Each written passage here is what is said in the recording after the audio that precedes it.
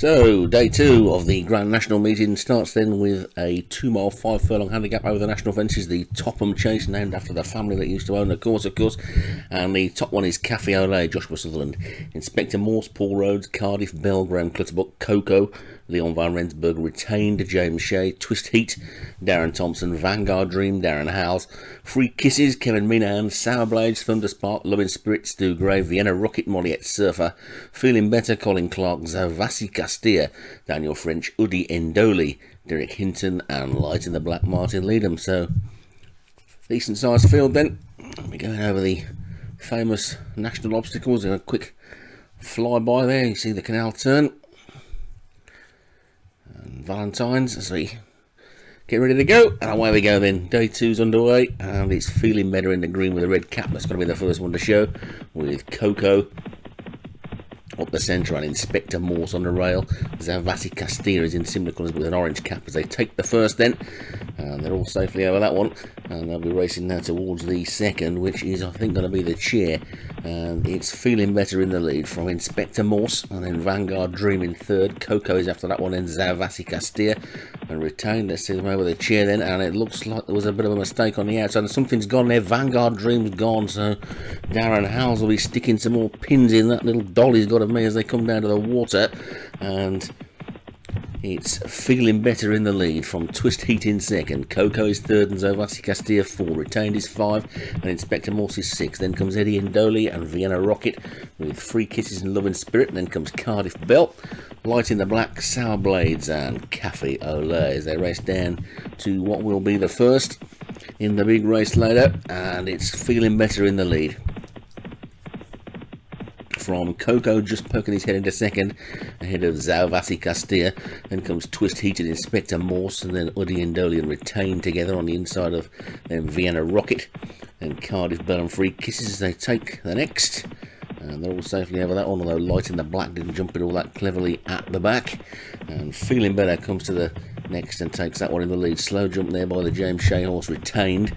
I've seen that one drop back a few paces. They come down to this big ditch, which of course is number 3 in the big one, and it's Feeling Better in the lead from Coco as they take this ditch, and they're all over that one nicely, including the loose horse at the back, and they come down towards the next then. Feeling Better in the lead from Coco and Zavasi Castilla and Inspector Morse. Because there's one gone there. Twist Heat's gone, so I think that might be Darren Thompson's horse out, so Twist Heat's gone. That one as they come down there to the one before Beaches, and Feeling Better is in the lead. Takes that one nicely. Bit of a slower jump by the horse in second. Coco has seen that one just drop down a little bit as they square themselves up now for Beaches Brook, and Feeling Better is in the lead from Sour Blades in second. Zavasi Castilla is third, and Inspector Morse will take it fourth as they all pull out just a little bit to avoid the biggest drop on the inside, and they're all over that one okay, with the grey Cafe Olay towards the back, just landing on his back legs a little bit as they come down there to the Foyne-Avon fence, and they all clear that one pretty easily. And it's Feeling Better that is in the lead from Sour Blades. Then Zavasi Castilla and Udi Endoli, and then Inspector Morse and Coco, Loving Spirits after that one. And they make their way over the canal turn, and they're all over that one nicely as well. Light in the Black jumped it quite well at the back and moved forward a little bit, and Vienna Rocket is now the back marker as they come down towards Valentine's, and Feeling Better is in the lead. Feeling Better still in the lead then from Zavasi Castilla in second. Then comes Sour Blades and Udi Endoli. Inspector Morse is after that one, then a small gap to Loving Spirit, Coco and Free Kisses are virtually 3 in a line. Retained just behind them as they take the next, and Light in the Black, another good jump, moves a bit more forward. The 3 at the back are Cafe Olay, Cardiff Bell and Vienna Rocket. At the next then, that's the 4 from home, and they're all over that one nicely as well, with Feeling Better still in front. Zavasi Castilla, a big challenger on the outside in second. Udi Endoli moving forward in third. Sour Blades is still on the rail in 4. Then comes Inspector Morse as they take the 15th and the 3rd from home, and now it's a long run now across the Mellon Road and then round the turn into the home straight where they'll take 2 fences, and then that excruciatingly long running, but it's Feeling Better that's in the lead at the moment from Zavasi Castilla in second. Udi Endoli third, Inspector Morse 4.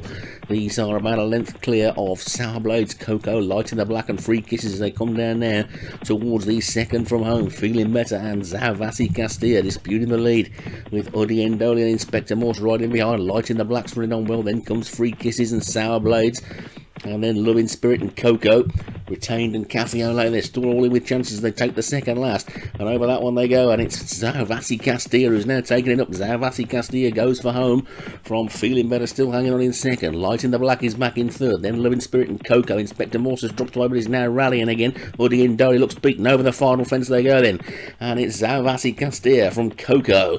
Coco now the big challenger in second. Loving Spirit moving on in third, then Inspector Morse is between these four now. Zavasi Castilla and Coco as they race down towards the finish. It's Zavasi Castilla on the near side, Coco on the far side. They're past the elbow. Loving Spirit's back in third, Inspector Morse fourth. Coco now takes it up, and this is Coco who's going away. Loving Spirit is trying to chase and is beginning to reel him in, and he needs the line now, Coco, but Coco gets there and wins it from Loving Spirit, and Inspector Morse finished quickly as well. Zavasi Castilla was probably fourth, and that was quite tight in the end for second, but the winner, Coco.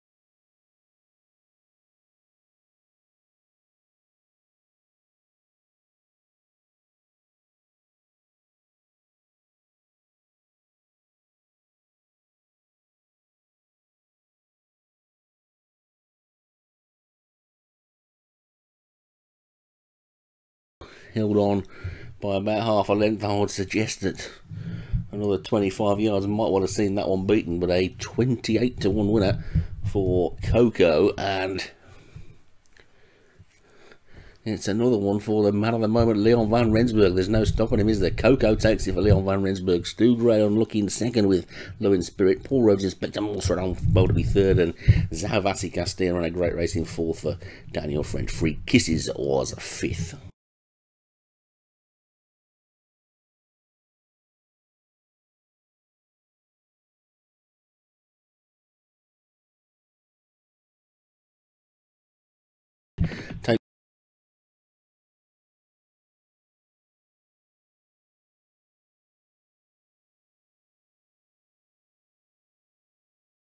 Coco on the far side, they're past the elbow. Loving Spirit's back in third, Inspector Morse fourth. Coco now takes it up, and this is Coco who's going away. Loving Spirit is trying to chase and is beginning to reel him in, and he needs the line now, Coco, but Coco gets there and wins it from Loving Spirit, and Inspector Morse finished quickly as well. Zavasi Castilla was probably fourth, and that was quite tight in the end for second, but the winner, Coco, held on by about half a length. I would suggest that another 25 yards might want to have seen that one beaten, but a 28-1 winner for Coco, and it's another one for the man of the moment, Leon van Rensburg. There's no stopping him, is there? Coco takes it for Leon van Rensburg. Stu Gray unlucky in second with Loving Spirit. Paul Rhodes, Inspector Morse on bowl to be third, and Zavasi Castilla on a great race in fourth for Daniel French. Free Kisses was fifth.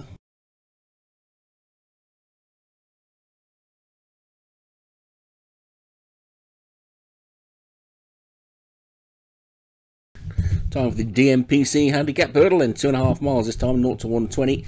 Top one, Santandel's Darren Thompson, Space Monster, Joshua Sutherland, Big Game, Colin Clark, Whitfield Soul, Martin Needham, 2 Pair, James Shea, King's Desire, Stu Gray, Sadler's Fire, Alex Cherry, American Art, Charlie Farthing, Solway Adam, Graham Clutterbuck, Blame Game, Kevin Minahan, Lunacy Django, Molly Ed Surfer, Magic Morning, Daniel French, Miss Manila, Doug Warren, Ionosphere, Leon Van Rensburg, Sweet Morsome, Derek Hinton, Bosbury, Jay Follis, and I won't mention number 17 because the trainer doesn't like me talking about his horses because I make them fall over. Sorry, Darren. And away they go. The first one to show then is American Art. So it's nice to see Charlie back with his front runners, and Charlie's in the lead. So American Art the leader then from Big Game in second, then comes Solway Adam third and Miss Manila. But the leading two are quite a few lengths clear as they take the first, and American Art and Big Game. Then chasing them Santander's two pair, Ionosphere and Solway Adam, then a small gap then to Whitfield Soul and Miss Manila together as they take flight number 2. The back marker at the moment is just Bosbury on the outside as they take flight number 3 then now. They all got over that one okay as well, with American Art the leader, Big Game second, Santander's is third, their Ionosphere is after that one, then Solway Adam and two pair, Whitfield Soul and Blame Game, then Magic Morning and Space Monster with Sweet Morsome and Sadler's Fire next. Miss Manila and Lunacy Django is towards the back, and so too is Bosbury as they take number 4, and that's a bit of an upside down shot now. The cameraman's fallen off his truck. It's American Art in the lead then from Santander's and Big Game, then Ionosphere and two pair together with Solway Adam on the inside and Whitfield Souls on the outside of that one. Then comes Magic Morning and Blame Game together, the grey is Sadler's Fire, then Space Monster and Sweet Morsome with King Desire after that one, and then Mangold and Miss Manila, Bosbury and Lunacy Django is just the back marker. So over number 5 they go then, and American Art blazing the trail in the lead. Santander's is second, then Big Game and two pair. All a mistake in second place there by Santander's. I've seen that one just push down the pack a little bit as they come past the chair then now, and they'll be passing the winning post shortly, and then they're out for another circuit of this Liverpool track. And the leader is American Art from Big Game in second, two pair is third, Whitfield Soul has moved through into fourth, then comes Ionosphere and Santander's and Solway Adam.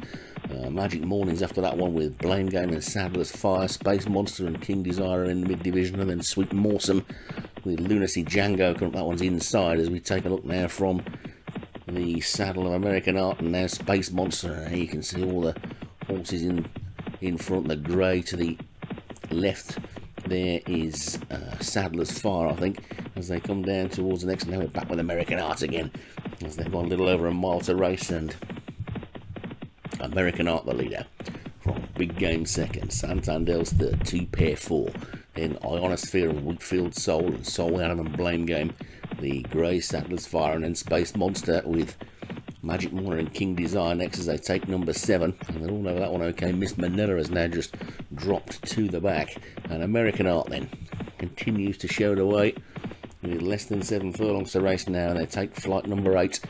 They're all over that one okay as well. 1 or 2 slow jumps towards the rear though, and American Art still the leader.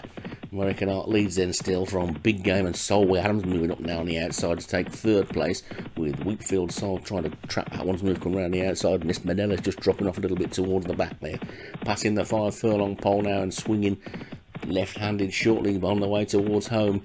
They'll take this one flight and then they'll take the final 2 in the straight, but it's in the lead now. Then American Art comes to this cross flight in the lead, takes it nicely still from Whitfield Soul in second, Ionosphere's third, Big Game 4, Solway Adam next, then Santander's and two pair. After that one comes Space Monster and Sadler's Fire. They've got 2 to take now, and it's American Art still in the lead and pressing on again from Ionosphere in second, and Solway Adam, those two now in hot pursuit. Then comes the James Shahor's Big Game, but now suddenly American Art is swamped, and Solway Adam comes and takes it up. Solway Adam from two pair, and two pair is now the leader. Two pair takes it up as they race to the second last. Over the second last they go. Two pairs in the lead from Ionosphere. Then comes Space Monster and Big Game. Sweet Morsome is also beginning to run on there. It's suddenly all change up top, and it's Ionosphere, Space Monster and Big Game. Over the final flight they go, and Ionosphere is the leader. Ionosphere has now gone quickly a length or 2 clear, and Ionosphere is powering away up the straight now. There's 1 or 2 finishing from the back, but they're not going to get anywhere near to Ionosphere, and up towards the line it's going to be another one for Leon Van Rensburg, and Ionosphere takes it. Blame Game finished really well to snatch second from Space Monster in third, and the field will trail back to the commentators at the back there. Doug and my horse finishing last and last but one. So Ionosphere takes it for Leon van Rensburg. Blame Game is second. Space Monster third. Santander's fourth. And Lunacy Django was fifth.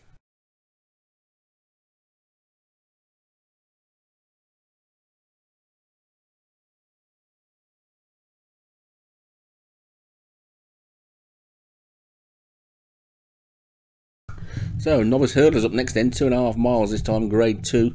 And the top one is Championship, Leon van Rensburg. The Scene, Paul Rhodes, Backstreet Billy, CDF, Boomdocker, Martin Needham, Boring First Half, Carl Arrogante, Cherry on Top, David Robertson, Hurricane Spear, Stu Gray, In a State of Decline, Joshua Sutherland, Tropical Depression, Darren Thompson, Lemon and Lime, Graham Clutterbuck, Tallahassee, Queenfisher, Derek Hinton, and Twisted Flare, Thunderspark.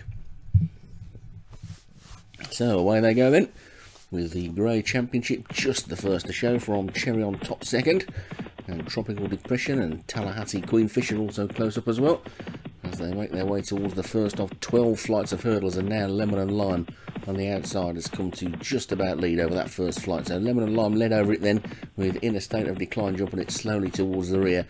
But Lemon and Lime looks like he's going to settle down in the lead, with the Scene in second, and then Twisted Flare is the grey closest to us as they take flight number 2, with Hurricane Spear now just the back marker. So already at flight 3 then, and over that one they go with the leader, a pretty comfortable lead of about 3 or 4 lengths is Lemon and Lime. Boring First Half has moved through into second, then Tallahassee Queenfisher is in third, the Scene is after that one in fourth, then comes Twisted Flare and Cherry on Top as we see them racing away from us there momentarily. We're now back with the side on view, and we can see that Lemon and Lime is 3 lengths to the good from Boring First Half as they take flight number 4. We'll skip over that one. Okay, although once again In a State of Decline wasn't perhaps the tidiest looking jump you've ever seen, but Lemon and Lime is then in front from Boring First Half, Tallahassee Queenfisher and the Scene as they make their way past the car park there, and we'll be in the home straight now, and be passing the stand shortly, with Lemon and Lime the leader from Boring First Half in second, and Tallahassee Queenfisher as they come to take flight number 5, and they're all over that one okay, with Tropical Depression who's now suddenly lost his place and dropped right back to the back of the field. So Lemon and Lime leads, and as they come to the next, this will be the last on the next circuit, and they're over that one okay as well, although Tropical Depression has now got himself some way detached from the others, and there's something amiss with that one as they pass the water jump and come past the winning post, and the leader is Lemon and Lime. Lemon and Lime it is then who's got the lead from Boring First Half in second, then in third comes Tallahassee Queenfisher, and the Scene Championship is next, then Boomdocker, and In a State of Decline's making a forward move on the outside. Cherry on Top is after that one, and then comes Twisted Flare, and as we see them go around this turn, Tropical Depression is no longer with the field and has been pulled up. So Lemon and Lime is in the lead as they race out on this final circuit. Boring First Half coming up on the outside now to try and take a share of that lead. The Grey Championship is still going well in third. Cherry on Top is moving smoothly through as well. Then Tallahassee Queenfisher, the Scene is sitting quietly on the rail with Boomdocker just behind that one. Then the other one that's getting a bit closer is Hurricane Spear, and State of Decline is now moving a little bit better as well. Then Twisted Flare, Backstreet Billy, the back marker, one of the probably about the only one who's just being pushed along just a little bit as they come into flight number 7, and as they take that one, it's now Cherry on Top that's come through to take it up. So Cherry on Top is now the leader from Lemon and Lime, and then a small gap to Tallahassee Queenfisher and Championship as they take flight number 8, and you can see there that Boring First Half has very quickly dropped out of it and is now beginning to tail off. So Cherry on Top and Lemon and Lime, and over the 4th last they go, and Cherry on Top is just in front on the outside of Lemon and Lime, but Lemon and Lime fights back and regains a length lead. Championship still going well in third, then comes Tallahassee Queenfisher and Twisted Flare. After that one is the Scene, then In a State of Decline. Then after that one we've got Hurricane Spear. Boomdocker's now under a little bit of pressure, and Backstreet Billy and Boring First Half are tailing off as they come to the next. They're over that one okay. and Lemon and Lime's in the lead from Cherry on Top in second. Then comes Twisted Flare in third. Tallahassee Queenfisher is in fourth place. Then comes Championship in a state of decline. Then the Scene and Boondockers after that one with Hurricane Spear, and then Backstreet Billy is now the back marker. So 2 more flights to take, and Lemon and Lime is in the lead, clear off Twisted Flare in second. Cherry on Top is third. Then Championship 4 and Tallahassee Queenfisher. The Scene is now making a forward move. Then in a state of decline, but they've got to catch this Lemon and Lime. Lemon and Lime skips over the second last in the lead, and Twisted Flare is now the big danger on the outside. Cherry on Top trying to run her in third, but it's Lemon and Lime in the lead from Twisted Flare and Cherry on Top. Then comes Championship. Over the final flight they go, and it's now between these two, Lemon and Lime and Twisted Flare. Twisted Flare on the outside, just beginning to get the better. Lemon and Lime trying to fight back, and it's on the outside. Twisted Flare, the grey, is racing up towards the line, and Twisted Flare is going to just about hold on and take it from one last effort from Lemon and Lime. Is not quite enough. Cherry on Top was third, and then Championship 4 in a state of decline was after that one. But it's a win for the grey Twisted Flare on the outside, and just about held on by about a head to the brave Lemon and Lime in second. Cherry on Top was third, and looks like Championship was fourth. The Scene never really got going at all today, was in fifth. And you can see after that, in a state of decline was next. So Twisted Flare for Thunderspark, then back this week with a few winners already. Lemon and Lime is second, Cherry on Top third, Championship was fourth. The Scene probably a bit of a disappointment in fifth. Okay, welcome to race 13. It's a 1 mile group 1 for 2-year-olds. Number 1 is Desert Moor River, D Hinton. Number 2, Doom, Joshua Sutherland. 3, 4 Mile Wood, David Robertson. 4, Martin Leedham, Paul Rhodes. 5, Navajo War Chief, Jamie Hopkins. 6, Pamphlet, Leon Van Rensburg. 7, Breeze Along, Mesarad Mystery. 8, Confused, James Shea. Number 9 is Grand Opening, Jules Hughes. And number 10 is Supervere Thunderspark. It's a wet and windy day here. The rain's coming down, the wind's blowing. Let's see if we get a good start. And they're off. It's a fairly clean break from everybody. Nobody really getting caught there. Pamphlet trying to just get ahead there and take it up on the fence. There's a few pulling for their heads here, but let's have a look. It's Martin Leedham just on the near side towards us here in the red hoops, with Supervere and Navajo War Chief along the rail, and Navajo War Chief now takes them along, probably just pulling a length ahead. So it's Navajo War Chief second, Martin Leedham third, Breeze Along 4, Desert Moor River. Supervere and Doom are close together. Grand Opening, Breeze Along, and then just the couple at the back there are Confused, 4 Mile Wood and Pamphlet. But 2-length lead here at the 5 furlong pole for Navajo War Chief. Obviously likes the weather, but it's Navajo War Chief 3 lengths now ahead of Doom and Supervere, just coming on the outside. One making a run here is 4 Mile Wood, and sorry, it wasn't 4 Mile Wood, that was Confused. So anyway, as we approach the 3.5 furlongs out, it's still Navajo War Chief. Supervere making some ground here on the near side, along with Confused. Then you've got behind that Doom, Pamphlet stuck up along the rail, making a move as well as 4 Mile Wood, and out of the pack they come. Here comes Doom, making a sprint for it with 2 furlongs to go. It's Doom, a length ahead of 4 Mile Wood. Navajo War Chief is really struggling to stay with them. Fourth is Grand Opening. It's going to be between these 4. We're into the furlong pole now, and it's still Doom leading from 4 Mile Wood. Grand Opening and Navajo War Chief trying to make some ground, as is Confused in the middle of the track, but it's Doom that's got this. Doom by a length, Doom staying on. It's gonna be Doom. Doom takes it from 4 Mile Wood. I think Confused was third, Supervere 4, but the rain didn't seem to bother Doom. Obviously likes it wet, as we all know Josh does, and it's Doom that takes it. From second was 4 Mile Wood, third Confused. And a top group 1 win there for a 2-year-old with Doom. Let's just check the connections. It is Doom for Joshua Sutherland. Second was 4 Mile Wood, David Robertson. Third, Confused by James Shea. Supervere was fourth for Thunderspark. And Martin Leedham for Paul Rhodes. Hi, welcome to race 14, and it's the Crown Hotel Nursery for 2-year-olds here. Let's look at the runners and riders. You've got Ghost Train number 1, Kevin Meanahan. 2 on top, Jules Hughes. 3, Minute Obi-Wan. 4, Desert Moor Just, D Hinton. 5, Black King, Darren Howes. 6, Samantha North, Carl Arroganti. 7, El Cielo, Moylet Surfer. 8, Happy Birthday, Graham Clutterbuck. 9, Second Sight, Martin Leedham. 10, Phase Ice, Ben Benici. 11, Batavia, Mesarid Mystery. 12, Lubobomir, Stu Gray. 30, Risky Round, Colin Clark. 14, Mr. Brown, Tom Perrin. 15, Summer Sam, CDF. Hereford for James Follows, and Sri Lanka for, I'm sorry I missed it. Let's see if we get the break. And they're off. It's a fairly even one, just getting caught on his heels there was Summer Sam, but on the fence here we've got Batvia. But in the centre of the course it's Mr. Brown that takes it up. Mr. Brown now probably a length ahead of Risky Rayon, Black King also wide, and Summer of Sam. Along the fence here we've got Batvia, El Cielo, Happy Birthday, Manute, Samantha North, Desertmore Just, Lubobomir, Phase Ice, Hereford, Sri Lanka, and just at the rear is Ghost Train. But we've still got a lead from Mr. Brown, coming down to 4.5 furlongs left to go.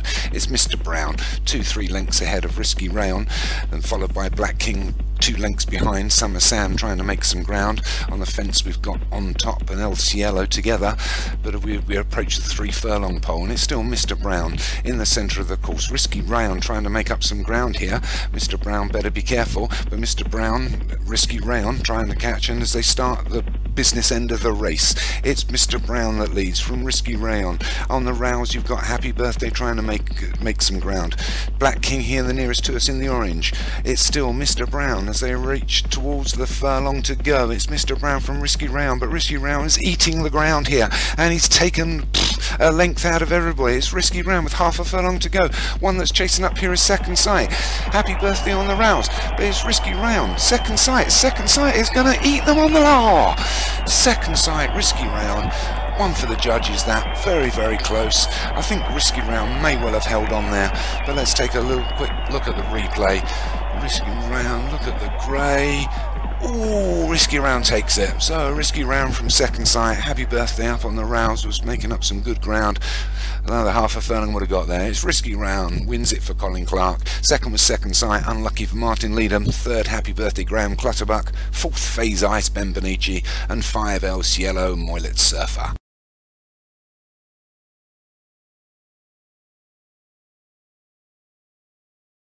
Okay, race 16, the William Hill Mile, leg 4, it's a 7.5 furlong handicap, 0 to 85 for 3-year-olds and up, here at the Tapster at Newcastle. Away, man, they say.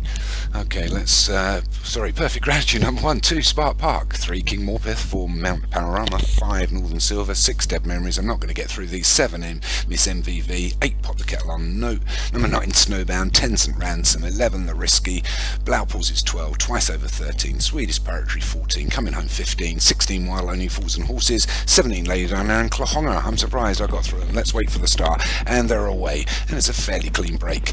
The one that's really trying to want us to take it along is Pop the Kettle On, and you've got Pop the Kettle On, Dead Memories, and Miss VV, the 3 that lead now, from probably a length from Mount Panorama. Coming home nearest to us here, back over on the fence you've got the couple in green, which is Spark Park and Mount Panorama. Behind them is Perfect Gratitude, St Ransom, Twice Over, White Only Fools and Horses, but they're jostling. Snowbound's further back, Lady Diana, these are the ones that are just not going to the race. The Risky, Swedish Poetry and Blaupause is just in the picture as we now. But as we approach the 4 furlongs to go, it's Dead Memories in the centre of the track, leading from the 2 on the fence, which is Pop the Kettle On and Miss MVV.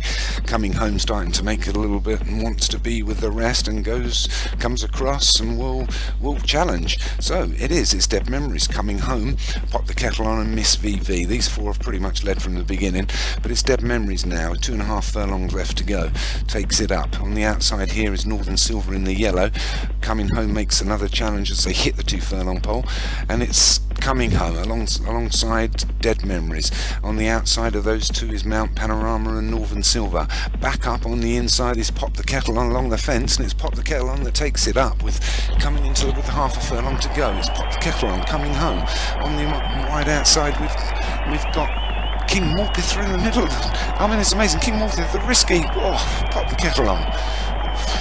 Don't know, between the 3 without doubt. Great stuff coming from King Morpeth, and amazingly, was it The Risky in 4th? I really don't know. No, King Morpeth just gets that from The Risky in 2nd. Pop the Kettle On was 3rd, and King Morpeth through Darren Howes. Well done, Darren. That will get 1 for the league win there for you. So it's King Morpeth, Darren Howes. 2nd was The Risky, Colin Clark. 3rd, Pop the Kettle On, Tom Perrin. 4, Coming Home, Martin Leadham. 5, Mount Panorama, Rob McClure, and the rest. There was a few that didn't really get into it there,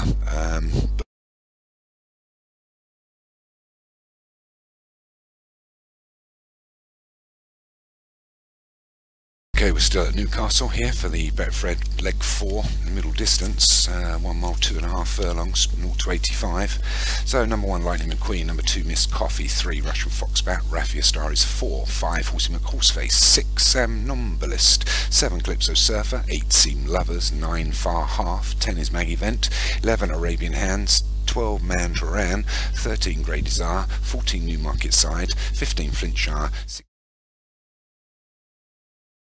Clouds of Rain, 17 Stoic, 18 King's Colour, and number 19's Mansell Lacey, commentating on 19 runners here. Okay, we're away.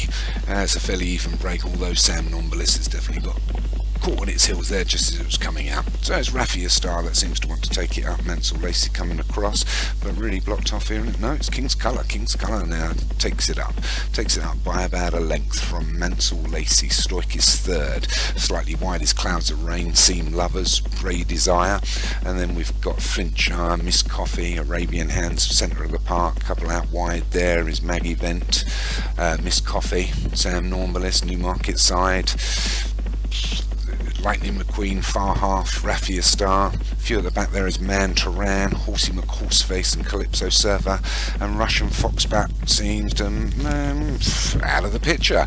I'm pretty sure that won last week. Anyway, back to the front, it's King's Choice with a length lead over Stoic. Along the fence is Mansell Lacey, out wider is Clouds of Rain. So it's between these.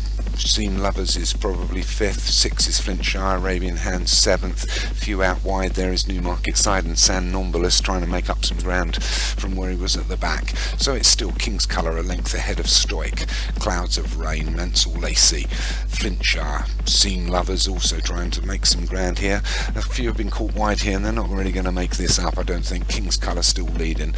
The jockey puts a little bit of press on, right on 3.5 furlongs out, so it's King's Colour from Stoic. One coming through the pack here is Lightning McQueen, and he's come from the back. It's King's Colour, Raffia Star. Raffia Star inside the 3 furlongs starts to make a real challenge and starts to take it up in the middle of the course. So it's Raffia Star, King's Colour fighting back on the fence. Clouds of Rain's 3rd, Flintshire 4th. A few dropping back away here now. Here comes Grey Desire. Grey Desire on the outside. So it's now Clouds of Rain that takes up. But Grey Desire with a furlong left to run. It's Grey Desire from Lightning McQueen. Grey Desire, Lightning McQueen. Clouds of Rain. Is anything else going to get back into this? We've still got half a furlong to go. It's Grey Desire.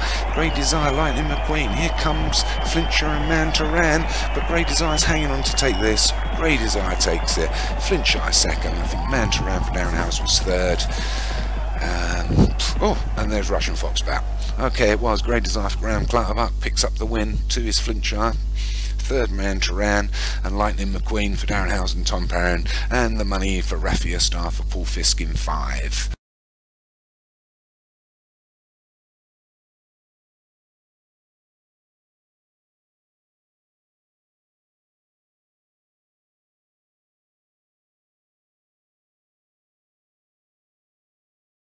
Testing the mic, we seem to all go.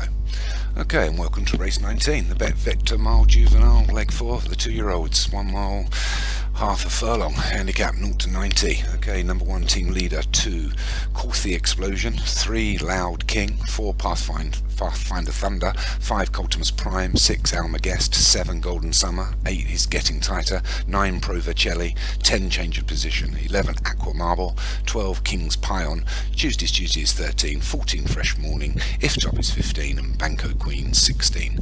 So straight mile here for the 2-year-olds, and they're off. That's a fairly even break. It looks like Golden Summer here really wants to take the run in, coming across to the rail now, but Banco Queen as well, although pulling for his head. We've got Coltimus Prime also giving a bit of a tug.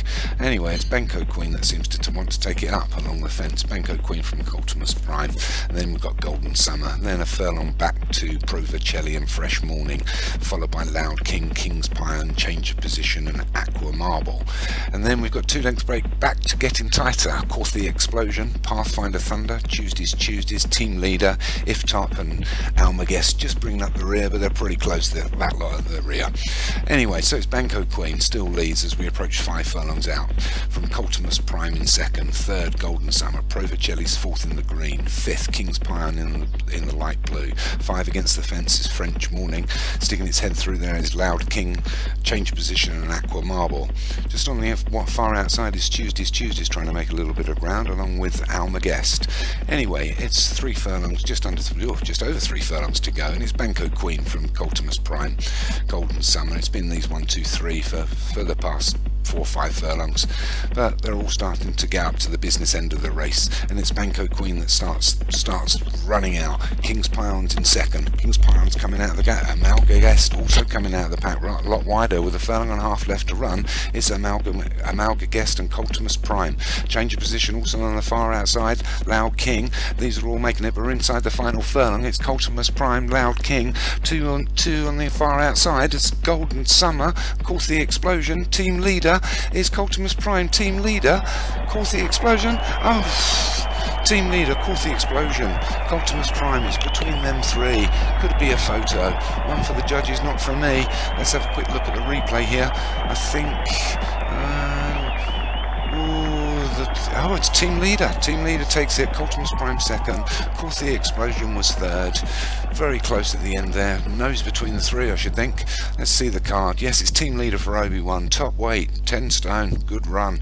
Coltimus Prime was second for Paul Fisk. Third was Corthy Explosion, Wallet Surfer. 4, change of position for Joshua Sutherland. Doesn't need to be on the beach, that one, Joshua. And number 5, Loud King for Darren Howes.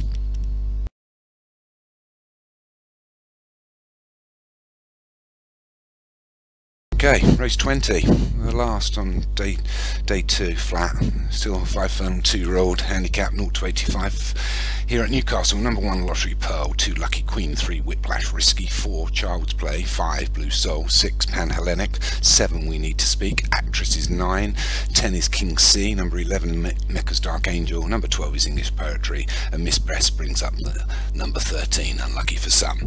And they're away, and it's a really even break. So let's see what's going to happen as they jostle along. It's only 5 furlongs, it will be quick. It's Lucky Queen that goes over towards the fence. Mecca's Dark Angel is nearest to us, but Mecca's Dark Angel now takes it up from Miss Best, Lucky Queen, Actress, Lottery Pearl. It's these 5 that have taken probably a few lengths out of the rest, which is followed up by Child's Play, Blue Soul, Whiplash Risky, Durex Me Up, Pan Hellenic, We Need to Speak, King C, and English Poetry's definitely been caught for pace. Anyway, so it's Actress, but here comes Lucky Queen up on the fence, 2 furlongs. It's Lucky Queen from Mecca's Dark Angel in the park. Here comes on the outside is Blue Soul. Blue Soul making up some ground, looking like a chase. Blue Soul, Whiplash Risky. Flying in the white is Pan Hellenic. It's between these 4. It's Lucky Queen, although here comes Pan Hellenic. Pan Hellenic, Blue Soul, Whiplash Risky. I think Pan Hellenic's getting up here. Blue Soul, Whiplash. Oh, 4 across there is Whiplash Risky. Pan Hellenic, Blue Soul. Couldn't divide that. Could be one for the judges for definite. That could be a photo. Pan Hellenic. Oh, Whiplash Risky. Whiplash Risky's got it. Pan Hellenic was second. Blue Soul was third. God, that was close. Yeah, my horse got up there. Pan Hellenic, but not quite. Would have been nice. Oh, it's a dead heat. I'll have some of that. So Whiplash Risky and Pan Hellenic as a dead heat. First place for the 2. Third is Blue Soul. 4, Durex Me Up. 5, Child's Play.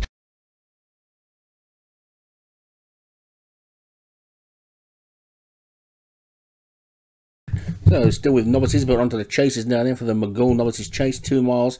And a grade 1 this, of course, and the top one is Come See the Wine. Martin Leadham, Crested Spark, Thunder Spark, Dr. Watson, Leon Van Rensburg, Scruffy Skip, Stu Gray, Classique, Paul Rhodes, Cryptic Driftwood, David Robertson, Fever Pitch, Graham Clutterbuck, My Princess Jane, Ghost Zapper, Utel, Derek Hinton, Stay Another Day, Joshua Sutherland, and Swiss Ellipso, Molliette Surfer. Away they go then. And pretty good looking field for this as they make their way towards the first of the fences, and you can see there's going to be 11 of them, and they take the first, and they're all over that one okay, with Crested Spark just the leader on the inside. But now Utel takes up his customary position at the front with Scruffy Skip on that one's outside. Looks like he wants a bit of a share of the action early on as well, and those 2 have quickly pulled a couple of lengths clear. My Princess Jane in third, heads the main group as they come to fence number 2, and over that one they're all over it okay, with Stay Another Day just a back marker. But it's Scruffy Skip then, just in the lead on the outside of Utel in second. Then comes Swiss Ellipso and Come See the Wine. My Princess Joan is after that one. Fever Pitch is next. Crested Spark is the grey. Bad jump by the leader there. Scruffy Skip has seen him surrender first place to Utel. So Utel it is then, who is now the leader by about a length and a quarter, I suppose, as they make their way past the big screen and over what will be the last on the next circuit. They're on the mild-made course, of course, in this race, and it's Scruffy Skip on the outside, just the leader of Utel, past the second big screen and the winning post. You can see the stands over there as well as they make their way now out onto the back part of the course, and it's Utel in the lead from Scruffy Skip in second. Then My Princess Jane has moved through into third. Swiss Ellipso is next, and then Come See the Wine, and then Crested Spark and Fever Pitch with Classique after that one. And then the back three are Cryptic Driftwood, Dr. Watson, and finally Stay Another Day. They've got just a little more than a mile still to go, so they're around about the halfway mark now, and they're coming down towards the next, and Scruffy Skip has now moved back up alongside Utel as they come into the next fence very shortly, and Utel just about got his head in front again there now from Scruffy Skip. This is the fifth, and over that one they go. Good jump by the horse in third place.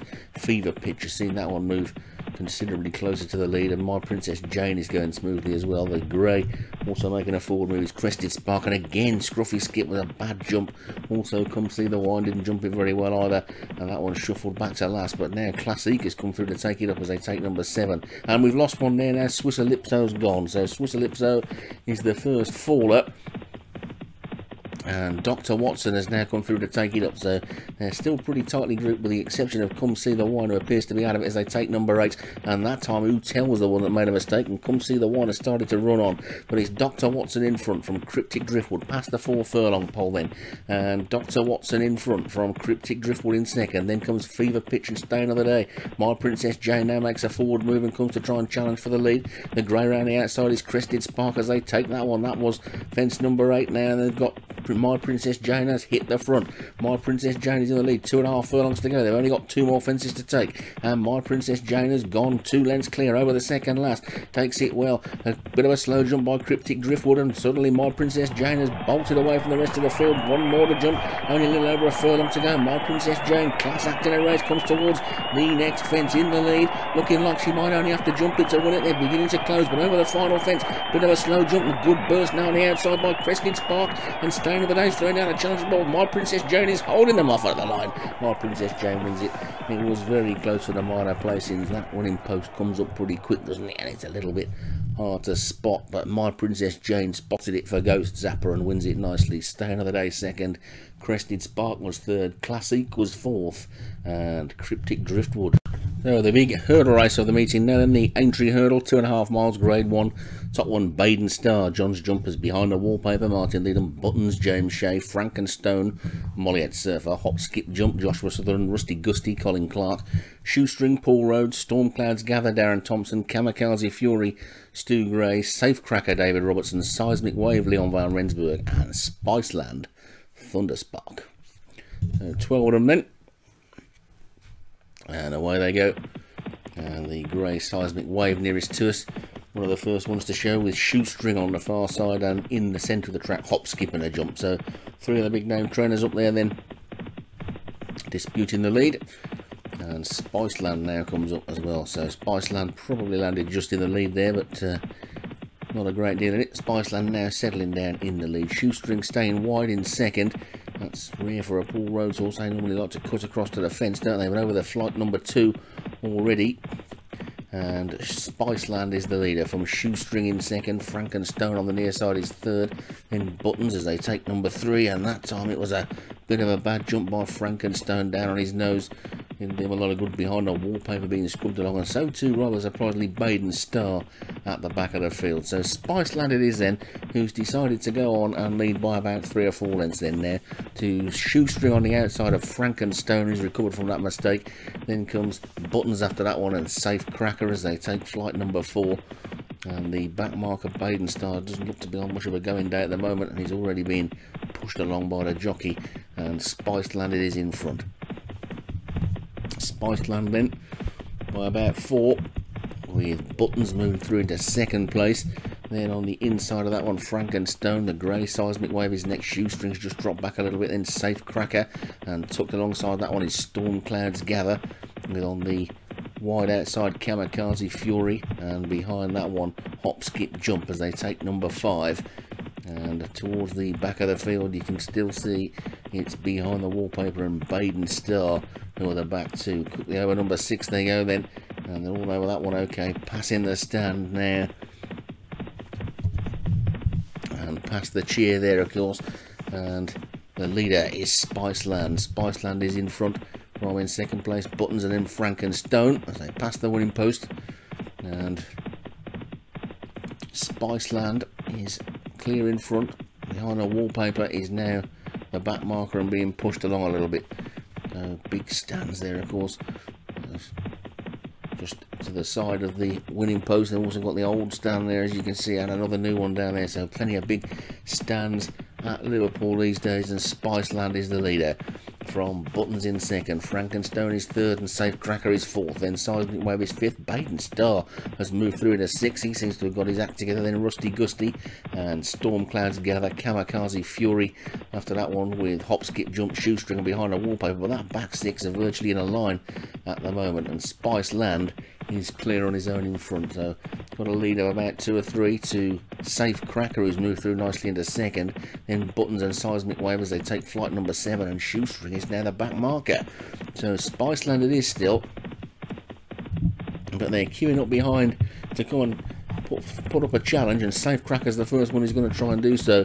But Spiceland is still the leader, and Safe Cracker on his outside looks to be going better at the moment. Then comes Seismic Wave as they take flight number 9, and the one that really does look to be struggling now is Shoestring. So suddenly they find themselves with just 3 flights of hurdles to take. Spiceland being scrubbed along but still in the lead. The jockey on Safe Cracker hasn't moved a muscle yet in second. Seismic Wave is in third. Then comes Rusty Gusty and Buttons and Storm Cloud Gather, all going well. Hop, Skip and Jump. Baden Star is running a strange race, is still there as well as they take the third from home. Another mistake at the back there by Frankenstone. That's surely that one out of it. Shoestring doesn't look like he can win from there either. Neither Behind the Wallpaper, and also struggling now a little bit is Kamikaze Fury. But 3 furlongs to go, and now Baden Star on a strange race he's running. He's now come through to take it up. Baden Star in the lead from Seismic Wave second. Spiceland trying to stick on in third.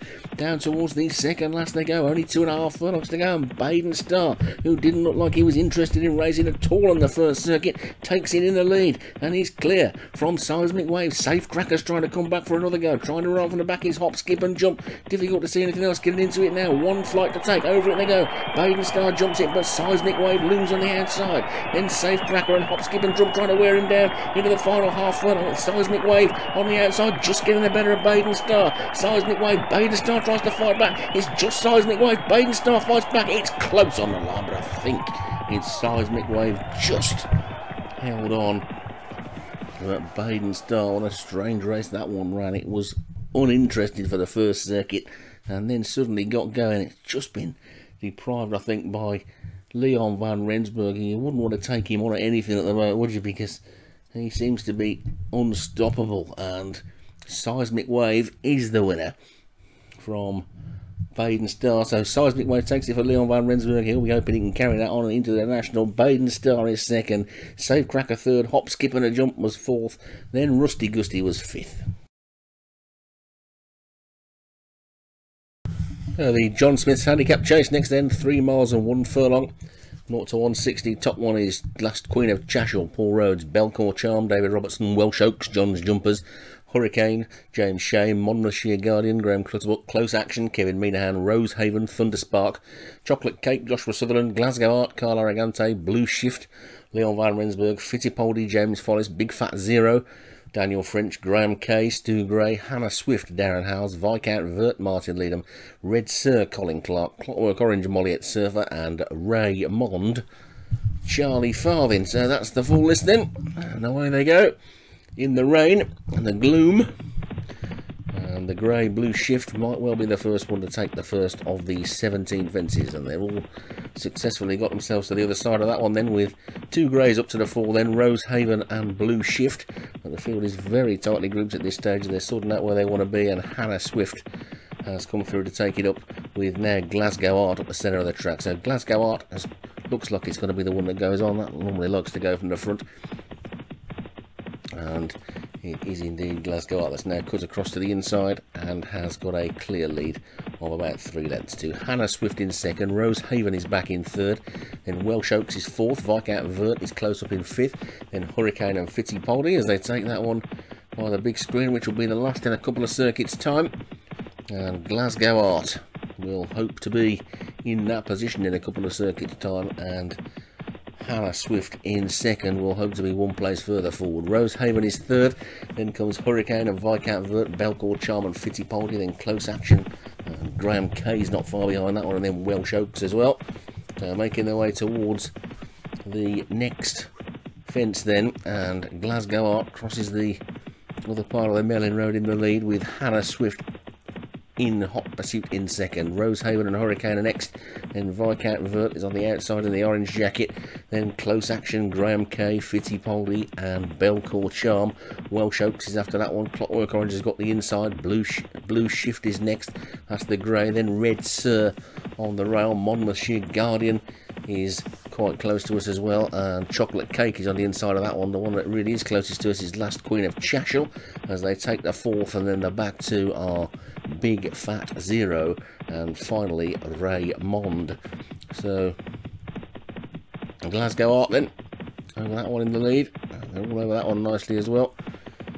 Glasgow Art in front and Raymond at the back. Another surprise there, Charlie's Horse got in the lead as they take fence number 6, and they're all over that one okay. And Hurricane now moved into second, the two in the orange are next, that's Hannah Swift and Viscount Vert. Rosehaven is after that, Graham K is nearer the front than the back, Belcourt Charm is going okay today as well, but he's just dropped back a little bit there as they take the next, and they're all over that one okay as well. And Glasgow Art is the leader, Hannah Swift is second, Viscount Vert is third, then comes Hurricane, and then Rosehaven, Chocolate Cake and Welsh Oaks all in a line, with just behind them Close Action, Fittipaldi, the grade Blue Shift, with Belcourt Charm on his outside as they take number 8. And a bit of a slow jump there by Rosehaven, has just seen that one drop back a little bit. But Glasgow Art had a length clear of Hannah Swift in second and Viscount Vert in third. Then comes Hurricane and Graham K as they take the next. Welsh Oak, you can see there, was just obscured, is now moving through into 4th place. And they've got just a mile and a half to go, so that tells you that they're in the home straight, and they will be pretty soon coming past the winning post and then going out on one more final circuit. They've got this last fence to take first, so that'll be the last next time round, and they're all still standing at the moment. And Blue Shift though has dropped right to the back all of a sudden, so whether the jockey's just getting a breather into that one or whether there's something I missed, I don't know. But passing the winning post then and out for the final circuit, it's Glasgow Art in the lead, Hannah Swift is second, then Viscount Vert 3 and Hurricane 4, Graham K's 5 and then Rosehaven 6 and Welsh Oaks 7 and then Close Action 8, then comes Chocolate Cake and Red Sir and Fittipaldi, and then Monmouthshire Guardian, Clockwork Orange, Big Fat Zero has moved forward a little bit, then Last Queen of Chashel, Belcourt Charm is dropping back a little bit, Blue Shift seems to be back on an even keel again there, and Raymond is still the back marker.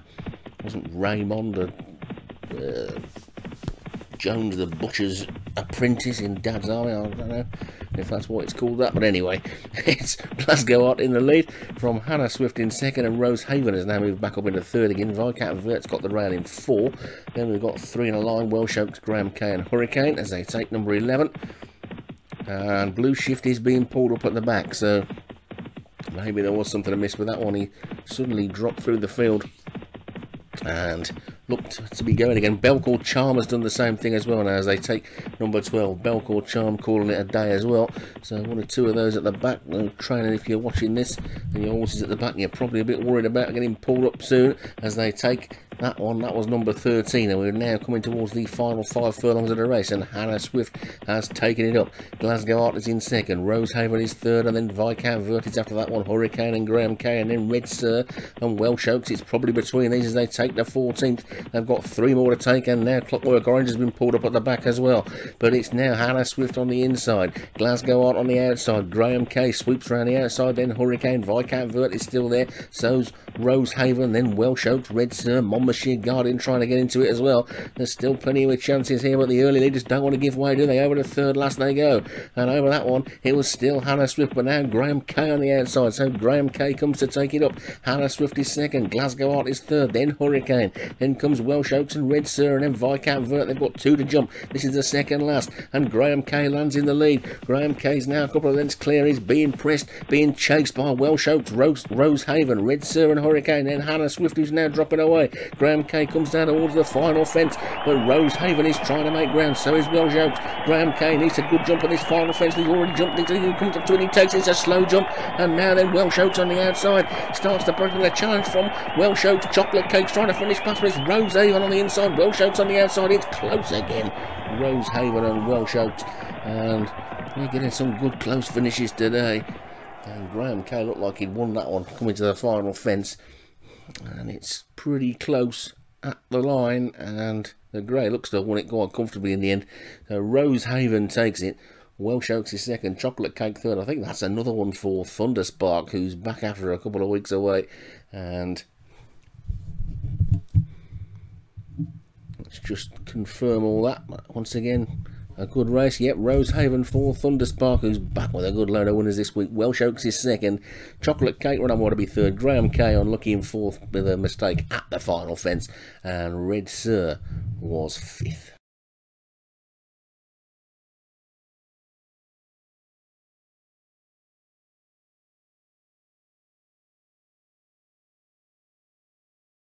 So the John Smith Handicap Hurdle next then. This is 2 miles. Again, it's 0 to 140. Top one is Laguna Verde, Darren Thompson. Nantucket Express, David Robertson. Cowboys, Jared Tutt, Nature's Titan, Molly at Surfer. Smoke and Mirrors, Martin Leadham. Indigo Girl, Carl Arrogante. Party Doctor, Stu Gray. Airbound, Daniel French. Barrelinka King, Darren Howell. Charlottenburg, Leon van Rensburg. Chronicle, Paul Rhodes. Ice Maiden, Kevin Minahan. Masaki Sister, De Warren. Montira Lafan, Derek Hinton. Diamond Geezer, Graham Clutterbuck. Alan Jones, James Follis. Sweet Jane, Obi-Wan. Fantasy Explorer, Charlie Farthing. Blue Shirt, James Shade. DJ Jazzy Jeff, Tom Perrin. Shared Present, Adam Alden. Risky Sendor, Colin Clark. 22 of them then, only 10 less than in the Grand National. And away they go then. And there'll be some hard luck stories in this one if they're out wide, I think, but they're all over the first safety with Party Doctor at the back, but Masachi Sister up the top. Pulling for its head though, and the jockey not all that keen on letting it lead, and there Sweet Jane has gone on. So Sweet Jane's in front then, from Indigo Girl in second. DJ, Jazzy Jeff and Fantasy Explorer are close up, and then Cowboys, Masachi Sister has now settled down. And right over on the far side is Barrelinka King. So they're in the home straight then.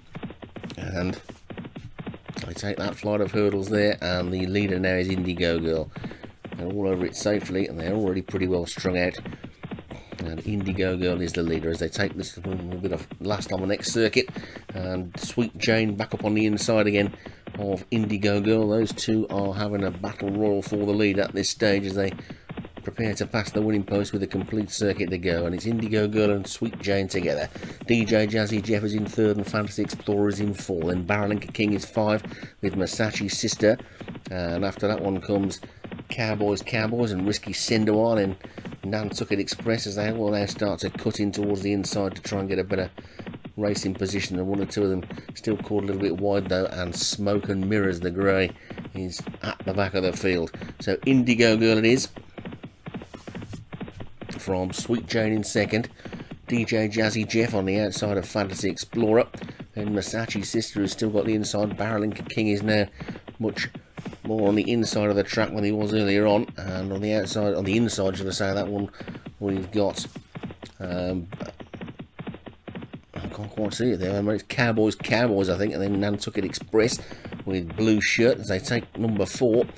Looking towards the back of the field, Chronicle and Shared Present are the back two, but this big field we're struggling to get them all in, and it's Indigo Girl in the lead as they take number 5, and already we're down to the final 6 furlongs. We've lost one there, something's gone. Ice Maiden was the faller, so Ice Maiden's gone, and it's still Indigo Girl in the lead. Over the 6th they go, and DJ Jazzy Jeff comes to challenge Indigo Girl. They've got 3 flights of hurdles still to take. Indigo Girl is still in the lead though, from DJ Jazzy Jeff and Masachi Sister. Then comes Fantasy Explorer. Sweet Jane has dropped back a little bit. Nantucket Express making a forward move around the outside. There's one or two of these out the back that I just haven't got got into it at all yet, and it's Indigo Girl who's in front over the third last and going for home. Masachi Sister though comes to swoop on the outside and make a challenge. Then comes DJ Jazzy Jeff and Fantasy Explorer. Charlottenburg is cruising into the race as well, but it's still Indigo Girl. They've got to get past Indigo Girl. Indigo Girl from Charlottenburg, 2 to take. Indigo Girl in front, Charlottenburg second, Masachi Sister sticking on in third, then Montira Lafan and Cowboys, Blue Shirt and Nantucket Express. Still Indigo Girl, 2 furlongs to race, 2 flights to take. Indigo Girl lands in the lead, Charlottenburg second. The big danger now looks to be Blue Shirt on the inside, Nantucket Express, Cowboys, Montira Lafan. Also Nature's Titan is getting into it. Over the final flight they go, and now Montira Lafan hits the front. Montira Lafan's in the lead, being chased by Nature's Titan, but into the final half furlong they go, and this is Montira Lafan who's going to take this one. And the jockey's looking over his shoulder, and now suddenly Nature's Titan swoops on the outside, but Nature's Titan not quite in time. Montira Lafan wins it, and that was heart in the mouth time for Derek Hinton there. He thought he was going to get collared on the line. The jockey was in line for the sack.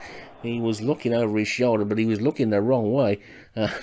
He very nearly gave the race away. Chronicle finished like a train as well to steal third from the Leon van Rensburg horse, but quite a few of them never got into it. The field was a little bit too big, I think, and Montira Lafan, Derek Hinton will not mind about that at all. It's a Grand National Day winner for Derek Hinton, and Montira Lafan wins it. Nature's Titan second, Chronicle third, Charlottenburg fourth, Blue Shirt was fifth.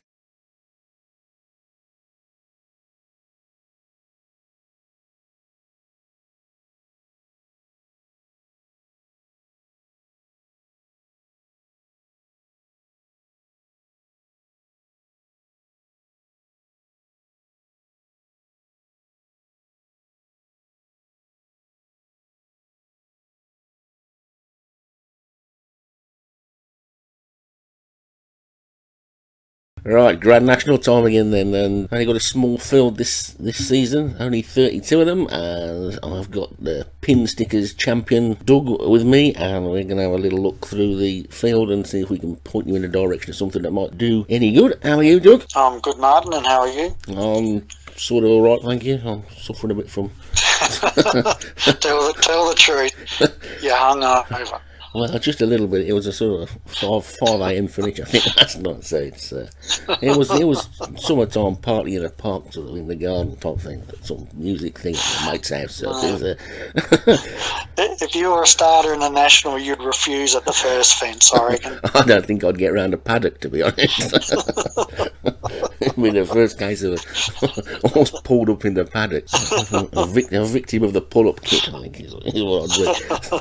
Just a 32. Yeah, surprising that, isn't it? I thought we got more people playing and stuff. I think a lot of our new people are playing on the flat side, aren't they? So we probably haven't got as many jumps trainers as we've got flat. So that could be what it is. And of course, some people haven't put any in at all. So I noticed you haven't got any in at all. So that's got to be quite difficult, because I normally use yours as a pointer to check out who's last. I sometimes don't bother looking. I just remember what yours is called and just say that one will be last. No, I can't do that. Yeah, well, I had 2 horses picked out, and I didn't understand the rule where you got to bring them back a bit older. I just thought, they just got to be older. I didn't realise they have to be just 1 year older. So I had 2 horses I had running last season. I brought them back, and they were 2 or 3 years older. And it's like, oh no, they're ineligible to be even in the league.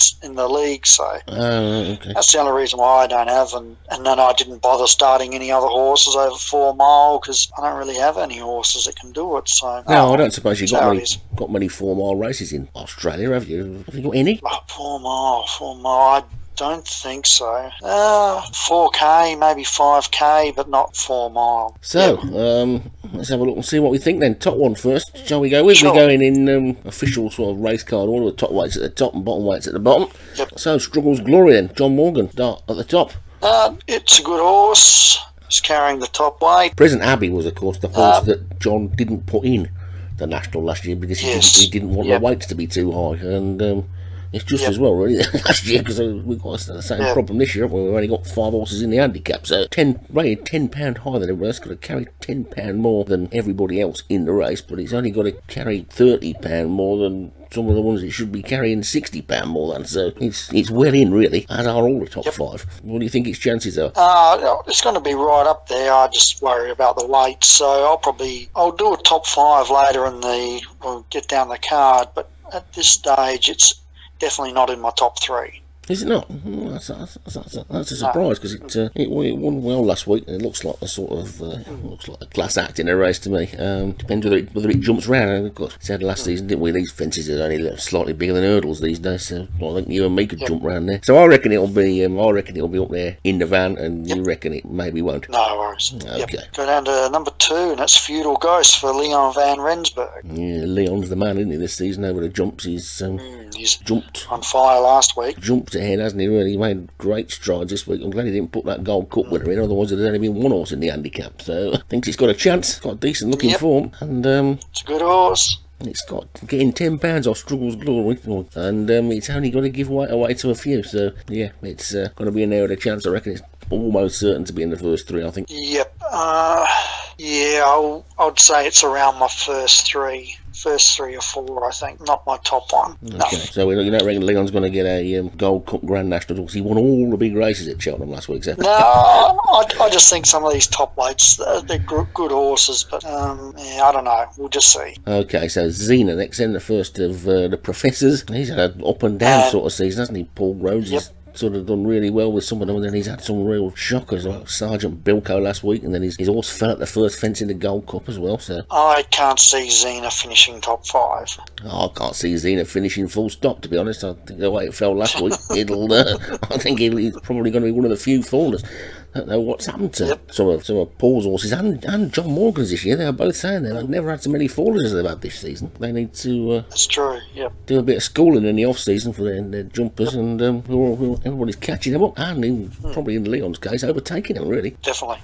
So we both rule out Xena. So I think so. Down to number 4, Lebrano for Stu Gray. Yeah, Stu Gray, our new commentator, and that's been good to see, hasn't it? And good to hear. He's got a voice for commentator, and he's pretty hooked on it, I think, already. So that's good, and so maybe boost the commentators' tally of winners over the season as well. We've got a commentator who has some winners, so we'll be doing all right. And it's good to see one of the littler trainers, if you like, with one of the few horses that are in the handicap. So he's really up there messing with the big boys, isn't he? And what do you think of him? I don't know. It's going to be one of them ones that'll be sticking on it. It'll definitely finish. Librano, it'll be thereabouts, jumping the last. It probably won't win. Probably won't finish in the first 5, but it'll be a single. No worries. Yeah, I'm not sure it'll be in the first 5. I don't think it will be. So Hedge Hunter next then. Second, John Morgan. John Morgan was. And the last horse in the handicap proper. I'm going to go.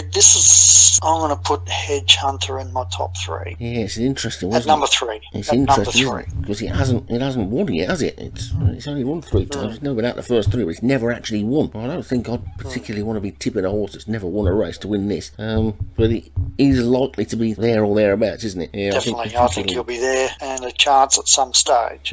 Yeah, I think we're probably right on that one. It'll be up in that top 5 probably. I think John probably might get 2 in the top 5 if he's lucky. Our next horse is National Sensation for Joshua Sutherland. Yeah, I like National Sensation. I think he was in the very first race I ever commentated on last season, so it's one of them ones that sticks in your head, isn't it? And it finally got its win a couple of weeks ago, 3 weeks ago I think. It came down to handicap enough to get a win, and obviously it's gone back up a little bit now. It's running £2 out of the handicap now, but don't think it's quick enough. It'll get round, it'll finish, but I don't think it'll. Don't think it'll be up the top end. I don't think it's quick enough. There's a few speedier types, and it'll finish, but it won't. It won't be troubling. Josh doesn't look. Josh doesn't look like he's confident with it. So I'm giving it a miss. It'll get called a lot. We'll both be saying its name quite regularly. It'll be in the race, but it won't be. Don't think it'll be involved in the finish. No, I agree. We got Clandest Zero next then. Molliette Surfer. So that's another one of the sort of slightly lesser trainers, if that's the right sort of word to use. Well, I'm sure people know what I mean. With one that's pretty near the top. It's, even though it's number 7 or number 6 or something, £2 out of the handicap still, so £2 wrong. But hard to tell with this one, isn't it? Yeah, it's another one of them sort of nearly horses, isn't it? It'll be there for a bit. It could as easily finish second as it could finish 20th. The dark horse. I'm going to put it in for 5th. Yeah, I think it's. He's had a pretty good season this year. He was in last season. He's improved upon it, and I don't know. It could be just one of those smokies, you know. So. Yeah, it's yeah. sort of like last year's winner, isn't it? Really, it wouldn't be a major surprise if it won, and it wouldn't be a major surprise if it was 10th. So it's one of the ones that's in there, but I don't think it'll be in the top 5 myself. Okay. And then we've got was it Ramses? Yeah, Ramses. I call it Ramses, and you call it Ramses. I think either's wrong. I think this is one of the ones I tipped last year, and if I remember right, I reckon I might have had a bit of a tip. I reckon this might be its 3rd year in a row. Yeah, I know. I sort of tipped it last year. It had won the race. It won one of the races at Cheltenham, and it gone up in the weight, and it didn't get beat by far. I don't think. If it's the horse I'm thinking of, which I'm pretty sure it is, and if it hadn't have won that race at Cheltenham and gone up in the weights, it probably would have won the national last year. So it could well be thereabouts, but its form hasn't been anywhere near as good this year, and it fell last time out. So. Yep. I think it may be a year too old now, so I'm not gonna burden it with my tip this year. I think it'll complete the course, but not in the top 5. Yeah, that sounds. So Coffee to London next, the second Paul Rhodes. How do you see this one? I'm picking it as my winner. Well, it's funny you should say that, because it was one of the ones that I'd sort of like shortlisted. I'm not going to burden it with my tip to win, especially now you tipped as well, so it'll be just boring if we both tip the same one. But I think it'll do better than Paul's other one, Xena, and it will definitely be in the first 3. The Professor's got a long line of coffee-themed horses, and this is the 3rd national in a row where he's got a horse. I'd be absolutely certain they all carry the same bloodline.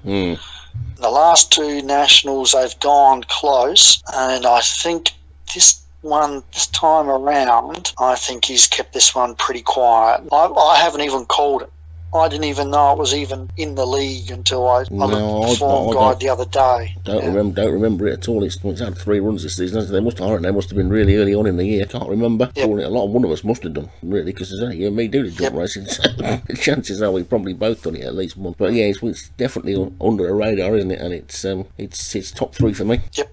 No, fair enough. I reckon that's good. We'll go down to Feudal Lord for Leon van Rensburg. It's his 2nd runner. Yeah, and he's saying here the ground against. Yeah, it's got horrible looking form, hasn't it, really? It just looks messy. I know it's got a win in there, but pulled up. It's had a win. Yeah, if you're actually putting money on this race, you wouldn't be putting it on Feudal Lord. No, I wouldn't put your money on it. That's how much chance I think it's got.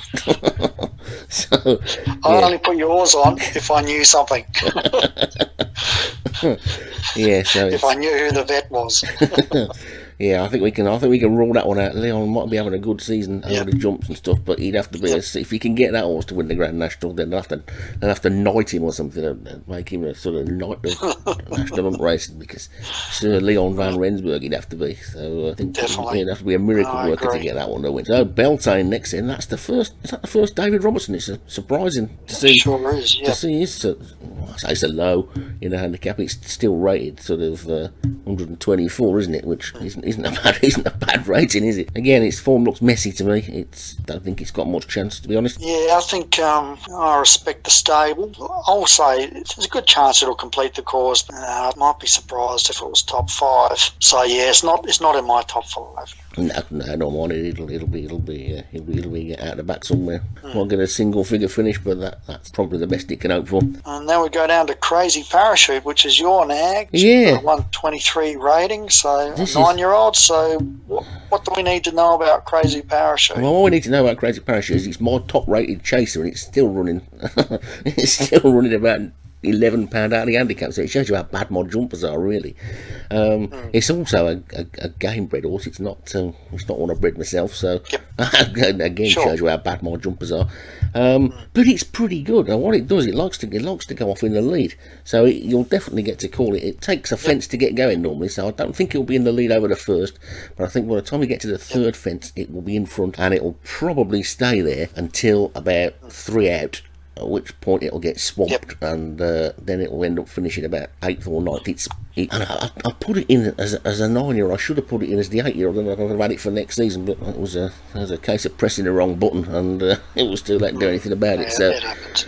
if I'd have put it in as an 8-year-old, I probably would have done a little bit better, but it's it's done better than I thought it would do. It very nearly won at Cheltenham off top weight last week. So whatever it does is good, and it does have a tendency to whack the odd one or two, though. I'm surprised it hasn't fallen yet this season, so no, it might look it'll probably go and fall this time. But if it doesn't, it'll be in the lead. I'm not quite sure that we've got that many front runners in this, so if it gets an undisputed lead, it likes to go off on its own, and it could get quite a way in front. When it won its second national in my game, it was virtually a fence clear at one point when they didn't catch it. So we'll see. It's quite rare for me, because most of mine sort of come with a rattle from the back, but this being a sort of game bred horse is different. It likes to go from the front, so you'll get to see it, and of course it'll be wearing my sort of orange colours rather than the purple ones. Okay, yep, the purple. Yeah, that one's got crazy parachutes in the orange, and it's also quite interesting. So it looks like, yeah, you'll spot it, and it's I'm puzzled as to how it's got £3 more weight than last year's winner, though, which is the next one in the list, which is a little. I'm not sure how that works. Well, it's the luck of the draw. So we'll look at case closed, James Shea, and that is last year's winner. And there's probably a few people out there that are thinking, how does this happen? Blah blah blah. We'll leave that up for debate in the forums, but it's in real easy with it. It's still a 6-year-old, because it won last year as a 5-year-old, and I know all the old hands of the league were all really surprised that a 5-year-old horse could win the national. And well, yeah, it was the first 5-year-old that's ever won it, because 5-year-olds are not allowed to run in it, really. So technically speaking, it shouldn't have even been in it. There he goes. Well, James has obviously kept it real quiet. He's been going down the hurdle path, and because it looks like he's got automatic entry into the national, which is fair enough. And I'm going to pick it to run second. I think it's going to. Yeah, I think case closed. It's in the race really well. It's way under probably what it should be, and I think it's going to go really close again, and I think it'll run second. I don't think it would have been allowed to happen in real life. I'm pretty sure you've got to run over fences that season to be able to run in the national. So, and also they keep a separate handicap for the national to the one they do for normal rating. So it would have automatically got £10 more than its normal handicap mark anyway. So. That's probably something that needs to be looked at for next season, because I think it probably, I'm not going to say people will cry foul or anything, but if that wins by half a length, it's not. I don't think it won't be very palatable for the bloke that comes second. I don't think so. I personally think that the plan of protecting the handicap mark and running over hurdles is going to backfire, because I don't think it'll do it any good, because it's just not been very good over hurdles. It's been pulling up. It hasn't been good. No, it unseated its rider last week. So I don't know. I don't know whether any sort of form carries on from one race to the next in this race kit, but I've got a funny feeling it does, because looking at some of my horses, they seem to have run into form over the last few weeks, and it can't be coincidence, because it's all of them. And I just think that maybe if there's something in there that does do that, then this horse is going to be out with a washing, and I don't think it's going to be anywhere near winning it. Yeah, I think you might be onto something there. I think that does happen. I'm just betting on the thought that it's finally going to go over the fences, and the hurdles, it just might be too fast for it. Yeah, probably. Don't know. It's interesting, won't it? We'll see what happens. Definitely. I'm not going to tip it to even finish in the top 5. No, fair enough. Well, you can call the next horse. Oh, I like this one. I like saying this one in the race, because you can sort of get a good rhythm going. Excellent, because I've got no idea. Svadalfari. It's brilliant. I don't know what it means, or it's just something that's made up. It's Jared Tutts. He's a new trainer this season, isn't he? Is he American? Yep.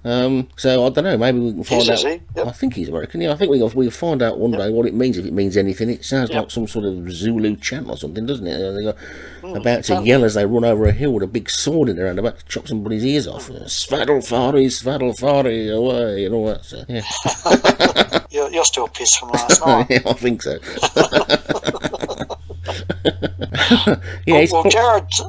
Jared's had an alright season. Yeah, he's had a couple of good seasons. He's got that black dog, I think, is one of his that's been running well. So I wouldn't be surprised if this bobs up. It's up there and near the finish. I'm not going to say top 5, but I reckon it might be just outside of top 5. It wouldn't surprise me. Yeah, I think it's just something about his stable. Yeah, I'm pretty sure it's a front runner as well. So it might be up there with my crazy parachute vying for the lead early on. So yeah, it's one of them ones that you wouldn't be surprised if it was in the top 3. You wouldn't be surprised if it fell at the first fence. It's who knows, but I think it'll probably go the same way as my poor old Crazy Parachute. It'll be up there in the lead, and then the class horses will swamp it towards the end. And our next horse is Kevin Minahan's first entry, and that's Freebird. Yeah, it's 3 unseated riders and then a win. So strange. It is, isn't it? You wouldn't want to put too much money on it, would you? Because you'd be thinking this next fence is the one it's going to fall at. And even though it won well last week, I can't be getting involved in it with 3 unseated on the trot. Yep. I can't see it getting round. Yep. If it does get round, I think last week was its win, or its last start was its win, and I think I'd be surprised if it finished top 10. If it does get round, it could be double trouble for everybody else, and Kevin Minahan can buy himself a trip to Sweet Home Alabama for his holidays with the money. And if he went on a Tuesday, it'd be Tuesday's gone as well. So anybody who knows about Leonard Skinner will get that. Anybody that doesn't will think I'm just rambling nonsense. Right, the second James Shea then, the son of Case Closed, is running. Doesn't seem to be as good as his dad, does he? Another Case. Real hard to tell.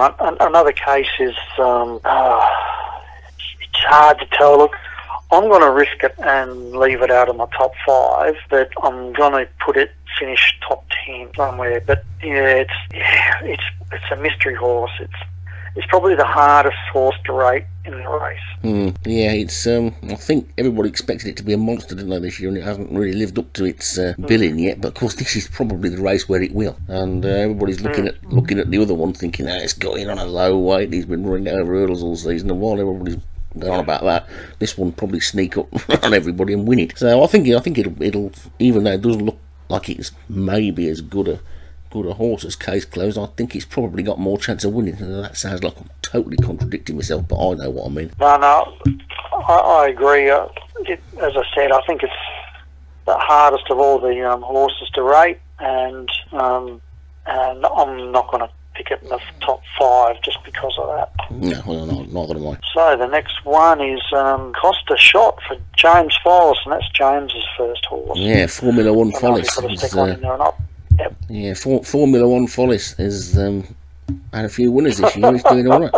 If you notice, he calls a lot of his horses out after Formula 1 drivers and racing cars and stuff. I think. I don't think this has got anything to do with Formula 1, but it's definitely his moniker from now on. Formula 1 Follis. I don't think he's going to be going around here like a Formula 1 car. I think he'd probably be going more like a sort of old Morris Minor. I don't think it'll do any good. Yep, no, I'm the same. I think it'll struggle. It's liable to. I don't think it'll finish. No, it looks destined to be pulled up, doesn't it? That looks to be the safest bet. I think if you've got a bookie doing novelty bets, it'll be I'll bet on that one to be pulled up. Yep. And I think probably James will probably be of that opinion as well, but he's qualified to run. He has to run, so why not stick it in? Cavalryman Lady then next. Colin Clark. Another horse.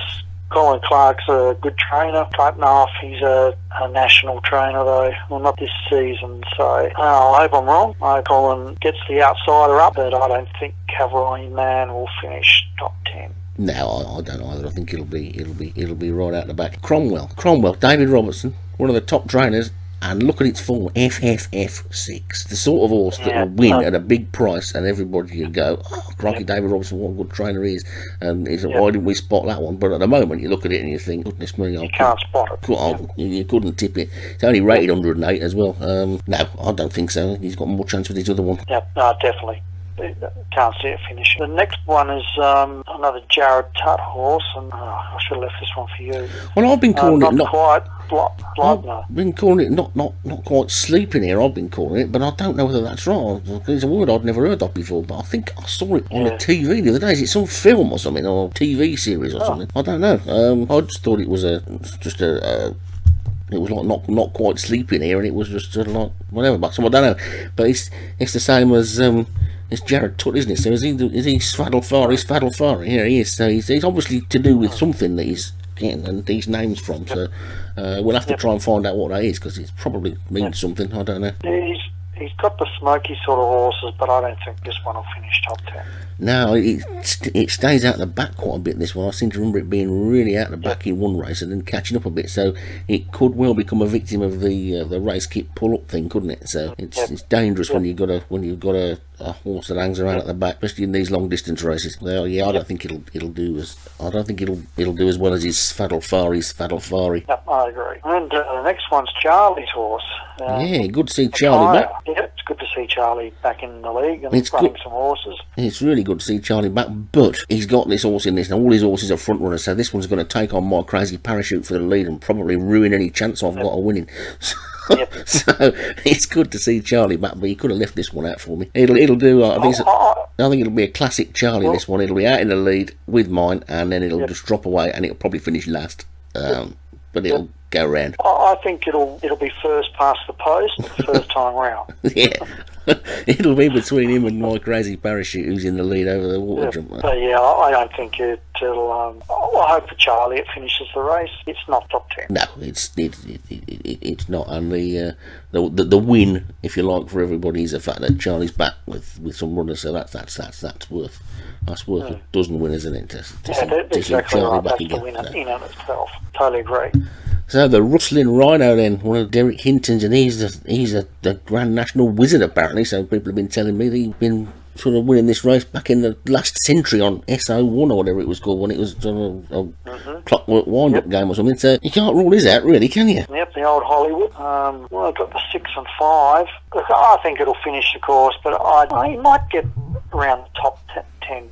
But I think it might be roundabouts, but it won't be.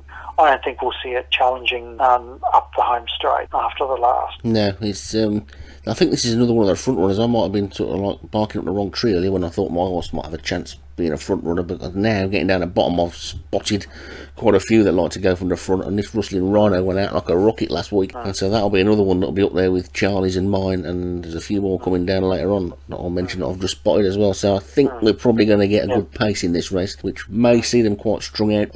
Might get a few fallers, certainly get a few pull-ups, and yeah, I don't think it won't be hanging about this one, but I don't think it'll be there at the business end. Bowie Sound, Darren Thomas. Yeah, I think that this one might have been around last season. I think whether it ran at it last year, it's a 10-year-old, so there's a chance it possibly did. It's another one of those ones that'll be there and thereabouts. She'll be saying it a lot. Yeah, no, I don't think it'll be top 10 either. Half a crown. Hollywood. I don't know whether he's a Tommy Steele fan or something. He would call it half a sixpence then, wouldn't he, instead of half a crown, I suppose. But I think this is a front run as well, so I think Derek's certainly going to get a run for his money, because his horses will be right up the front. So either one of these front runners is just going to get left alone in front and win, or they're all going to fold up like a deck of cards. Yeah, it could be interesting, couldn't it? Especially if they get. I was looking at it now. I think there's 5 or 6 front runners, and if they get too far in front, then you never know. But there's that big long running, isn't there? So it'll be hard for the front runners to win, but they'll make it a good race, I think. But I don't see half a crown winning at all. So. Yeah, no, not at all. No, I got you, babe. Serious Chill, and it's got the interesting form or the kinds of needs 5 miles. Yeah, which might actually be in its favour in this race, because if they go really fast, then it'll make it a real stiff test of stamina. That one will be the one sticking on at the end, so it's not totally out of it, really. And it does. I think that's another one that goes up with the van, so it'll be tagged on the back of the front group, I think, and it could still be going when everybody else is sort of crying I've had enough. So it's a dark horse, and I think it'll definitely finish in the top 10, but I'm not sure it'll win. Yep, sure, fair call. I'm just they're still thinking about it. Maybe that's the roughie for my top 5. I've got one spot left in my top 5, debating. Have you? I thought you've had about 12 in your top 5 already. No, I've got about 18 in my top 5, but I've definitely got. I'm pretty sure I've got 4 in there that I've written down, but I've got a space left, so I'll go back over it when we finish. Right, okay. Call here, and I'll work out my 4th one. Okay, so we've got King of Dubai, Darren Howes. Oh, Darren Howes is a bloke who needs a change of look, isn't he, really? I mean, look, like last week, his horses were falling all over the place. He was getting beaten in photos. He actually put a thing up on the forum saying, could I not mention his horses, because every time I say his horse's name, they fall over. Well, maybe you should say no more.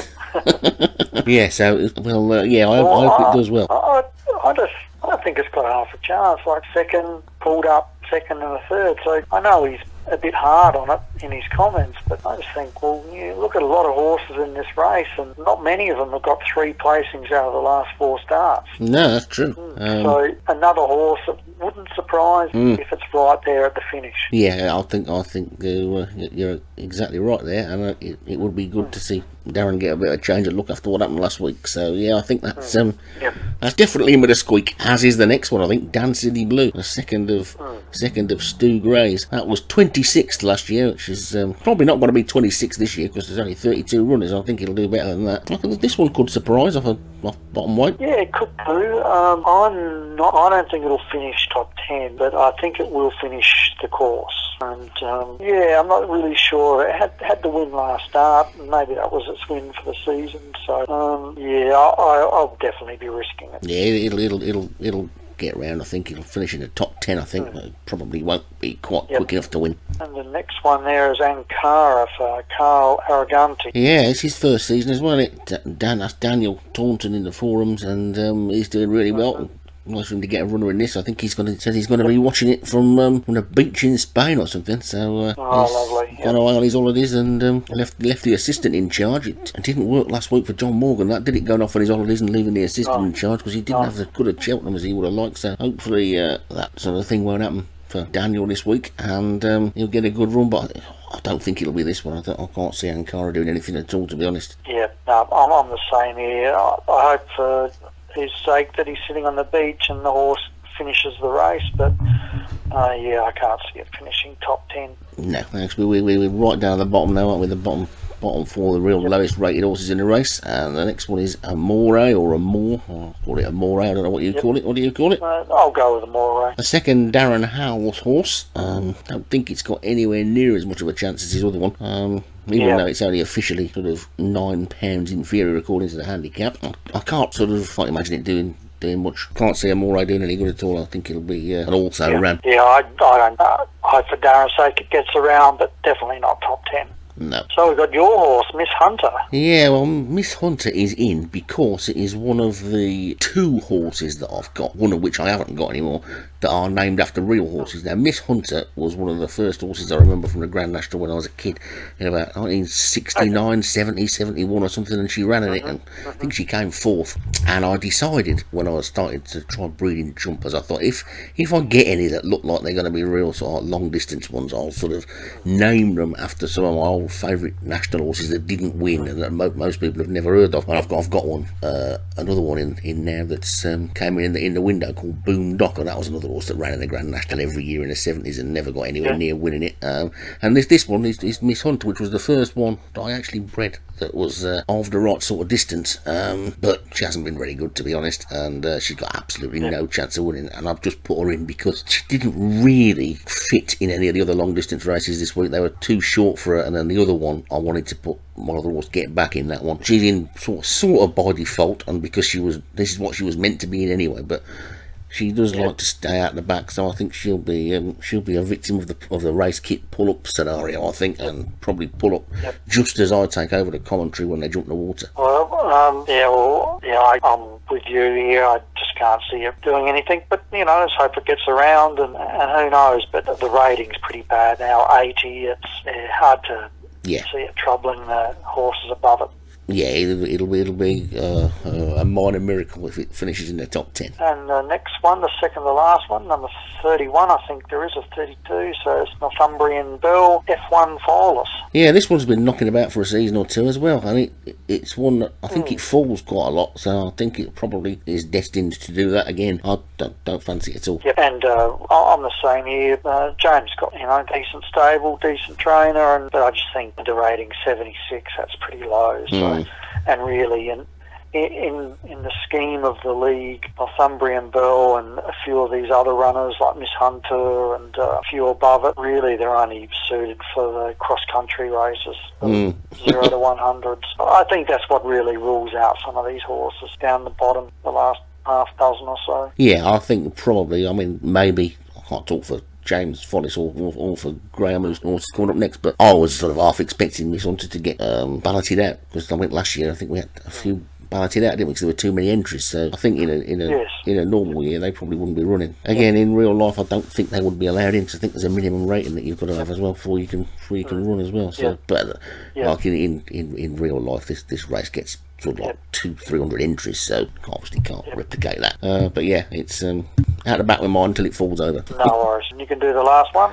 Well, this is weird, this one, isn't it? Gareth Bale, because Gareth Bale, as I thought it was an half decent horse. So how on earth is it only rated 74? I thought it was pretty good, but its form doesn't look that good, so maybe I just made it up. But it's another one of those ones that goes from the front, so that's why I don't think it'll win, because I just don't think that this race it's one of the few races in the league that I think if you're a front runner, you've got less chance of winning. And a lot of the league races we have, if you're a front runner, you've got every chance of you've got a better chance of winning, I think, than if you're a hold up horse. Because of this, the distance and the fact that there's that really long running, the front runners will tend to tire as they get near the elbow, and that's what'll happen to this one. It shouldn't have a chance of winning. And also you've got to take into account as well that Graham Clutterbuck supports Arsenal, he says, and he's named it after a bloke who used to play for Tottenham. That's like a big rivalry. I don't get that. I know he's Welsh and everything, but really sort of Arsenal man naming a horse after a Tottenham footballer, it just isn't right. And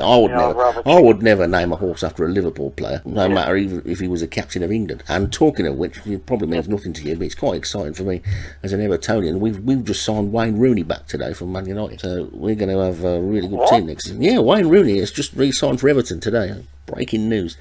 Free transfer. Really? Yep. He's come back home. I'm stunned. Yeah, it's been on the cards. Sure, this isn't fake news. No, it's been on the cards for a while. And those of us that are in the know knew it was going to happen this weekend. We didn't know what day. I was at this party thing I was at yesterday, and news was filtering through that the deal was done and there'd been an announcement. They had made the announcement this morning, and yeah, he's back home. God, he's only 31, so he's got a good couple of seasons left in him at least, and he could be back in the England team for the World Cup next season, and it's all very exciting times. So anyway, we were talking about Gareth Bale. One of those strange. You've absolutely thrown me there, because I just didn't think I would ever see him leave United. So back to Gareth Bale then, as we've gone up. We've got right away through to the last horse before we went off on a tangent. That's got to be a world record for us, hasn't it? We've done well. Yeah. Yep, we've done very well. So yeah, I don't get why it's bottom weight, man. A funny one here, because I'm assuming the comment Gray's put in is for the National. And ground in favour, bottom weight, go close. I can't see it going close. I can't, no, either, because it's just the way it runs. The rating says don't have a chance. That's what the rating says to me. And unless Gray knows something we don't, but I can't see it do anything. I think a horse like I got you, Babe, on a 99 rating has got a far better chance of being around about at the finish than Gray's horse. So, but then again, maybe he knows something we don't. And it's his only one as well, isn't it? Yeah, it's his only runner. Yeah, it is his own runner, which is surprising too. So. I think there's something fishy going on here. I reckon the budgies have taken over, and I think they've captured Gray and tied him up, and this is a part of the budgies taking over the planet, and they've done his entries this week, because this should have been running the Hunter Chase, not the Grand National. Dodgy couple of birds, those two. So is there only two of them? They make enough racket, don't they, for two of them? Oh yeah, they're rowdy. I think they probably sabotaged his microphone as well, because they're fed up of being woke up by commentating at 2 o'clock in the morning. Yeah, so, I reckon too. So yeah, well, I think it sounds like we're both ruling Gareth Bale out. Yeah, Gray's the only one. Yeah, we've obviously got money on. Can't be tipping anything that's named after a Tottenham and Real Madrid player anyway. So that's. No, fair enough. So that's it then, only 32 runners, which is maybe a little bit disappointing. We haven't got the full 40, but it might make our job a little bit easier. We've had a top 5 for the last 20 minutes, so I don't know what's happened to the 5th one. Yeah, well, top 5. I've got Darren Howell's horse, why the hell not, King of Dubai. Okay, so what you got all together then? Right, will be Clanders 0. Right. And then Smiley at Surfer. 4th will be King of Dubai. I could have put I Got You Babe in. We'll put I Got You Babe 6, but 4th is King of Dubai. I reckon 3rd will be Hedge Hunter, which is John Morgan's second horse. I think Case Close will run 2nd. Plus James Shea's Case Close, I think it'll run 2nd. It's a dodgy horse this season around. But I think this is the year Professor brews up a winner. And I think Coffee D London will win, and will win comprehensively. Interesting. I quite fancy that one myself as well, but I'm not going to spoil the excitement by telling you that just yet. So what we're going to go from 5th upwards then. I'm going to really be pretty sort of dull, because I think that the handicap is going to make a big difference, and I don't think that many that are out of the handicap have got much of a chance, to be honest. I think that the top horses are pretty class acts. The fences are nowhere near as daunting as they're supposed to be, and I think it's just a long distance chase, really. I don't think it's quite the lottery it used to be. So I'm going to be concentrating mostly on the top ones. But having said that, I think that 5th place will be a photo finish and very close between King of Dubai and Dan City Blue. I think they're the two bottom ones that have got a bit of a squeak, but I think 5th is probably the best they can hope for. I think Struggles Glory is going to struggle just a little bit up that hill with that weight, and he's going to finish 4th. I think that John's other horse, Hedge Hunter, looks to me like a horse that likes finishing 3rd, and I think that'll finish 3rd.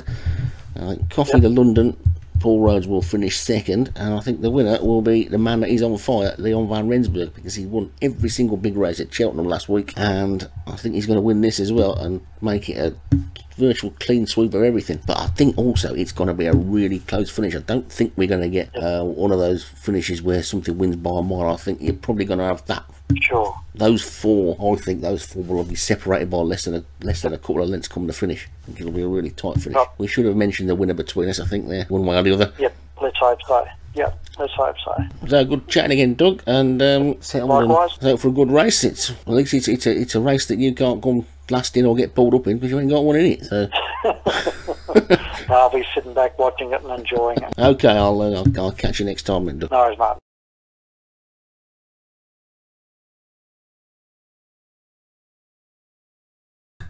So time for the big one then, the Grand National. It's 4 miles 3 furlongs and 110 yards, of course. We've got a field of just 32 this season, so nowhere near the maximum of 40, of course. Let's take a look at them. The top one is Struggles Glory, Ghost Zapper, Feudal Ghost, Leon van Rensburg, Xena, Paul Rhodes, Librano, Stu Gray, Hedge Hunter, Ghost Zapper, Clandest Zero, Molliet Surfer, National Sensation, Joshua Sutherland, Coffee to London, Paul Rhodes, Ramses, Kevin Minahan, Feudal Lord, Leon van Rensburg, Beltane, David Robertson, Crazy Parachute, Martin Leadham, Case Closed, James Shea, Sfadalfari, Jared Tutt, Freebird, Kevin Minahan, Another Case, James Shea, Costa Shot, James Follis, Cavalryman Lady, Colin Clark, Cromwell, David Robertson, Not Quite Sleeping Here, Jared Tutt, Nakia, Charlie Farthing, The Rustling Rhino, Derek Hinton, Debarwi Sand, Darren Thompson, Half a Crown, Derek Hinton, I Got You Babe, Obi-Wan, King of Dubai, Darren Howes, Dan City Blue, Stu Gray, Amore, Darren Howes, Ankara, Carl Arrogante, Miss Hunter, Martin Leadham, Northumbrian, Bell, James Follis, and Gareth Bale, Graham Clutterbuck, and away they go then. And the one that is closest to us, I Got You Babe, is detached from one of the others and run on its own, but now it's going to make its way towards the others then as they come across the Merlin Road then, and Crazy Parachute, one of the first to show from Nakia and Half a Crown, then the Rustling Rhino, I Got You Babe, nearest to us is also up with a leading pace as well, but it's Crazy Parachute who looks like he might be the first one to take them over the first. Rustling Rhino is next, and then comes Nakia and Half a Crown, I Got You Babe, and Gareth Bale is also close up as well, and then Sfadalfari, and now over to Doug. And thanks, Martin. And we get over the first. We've lost one already, and it's Struggles Glory, and Struggles Glory is out of the race.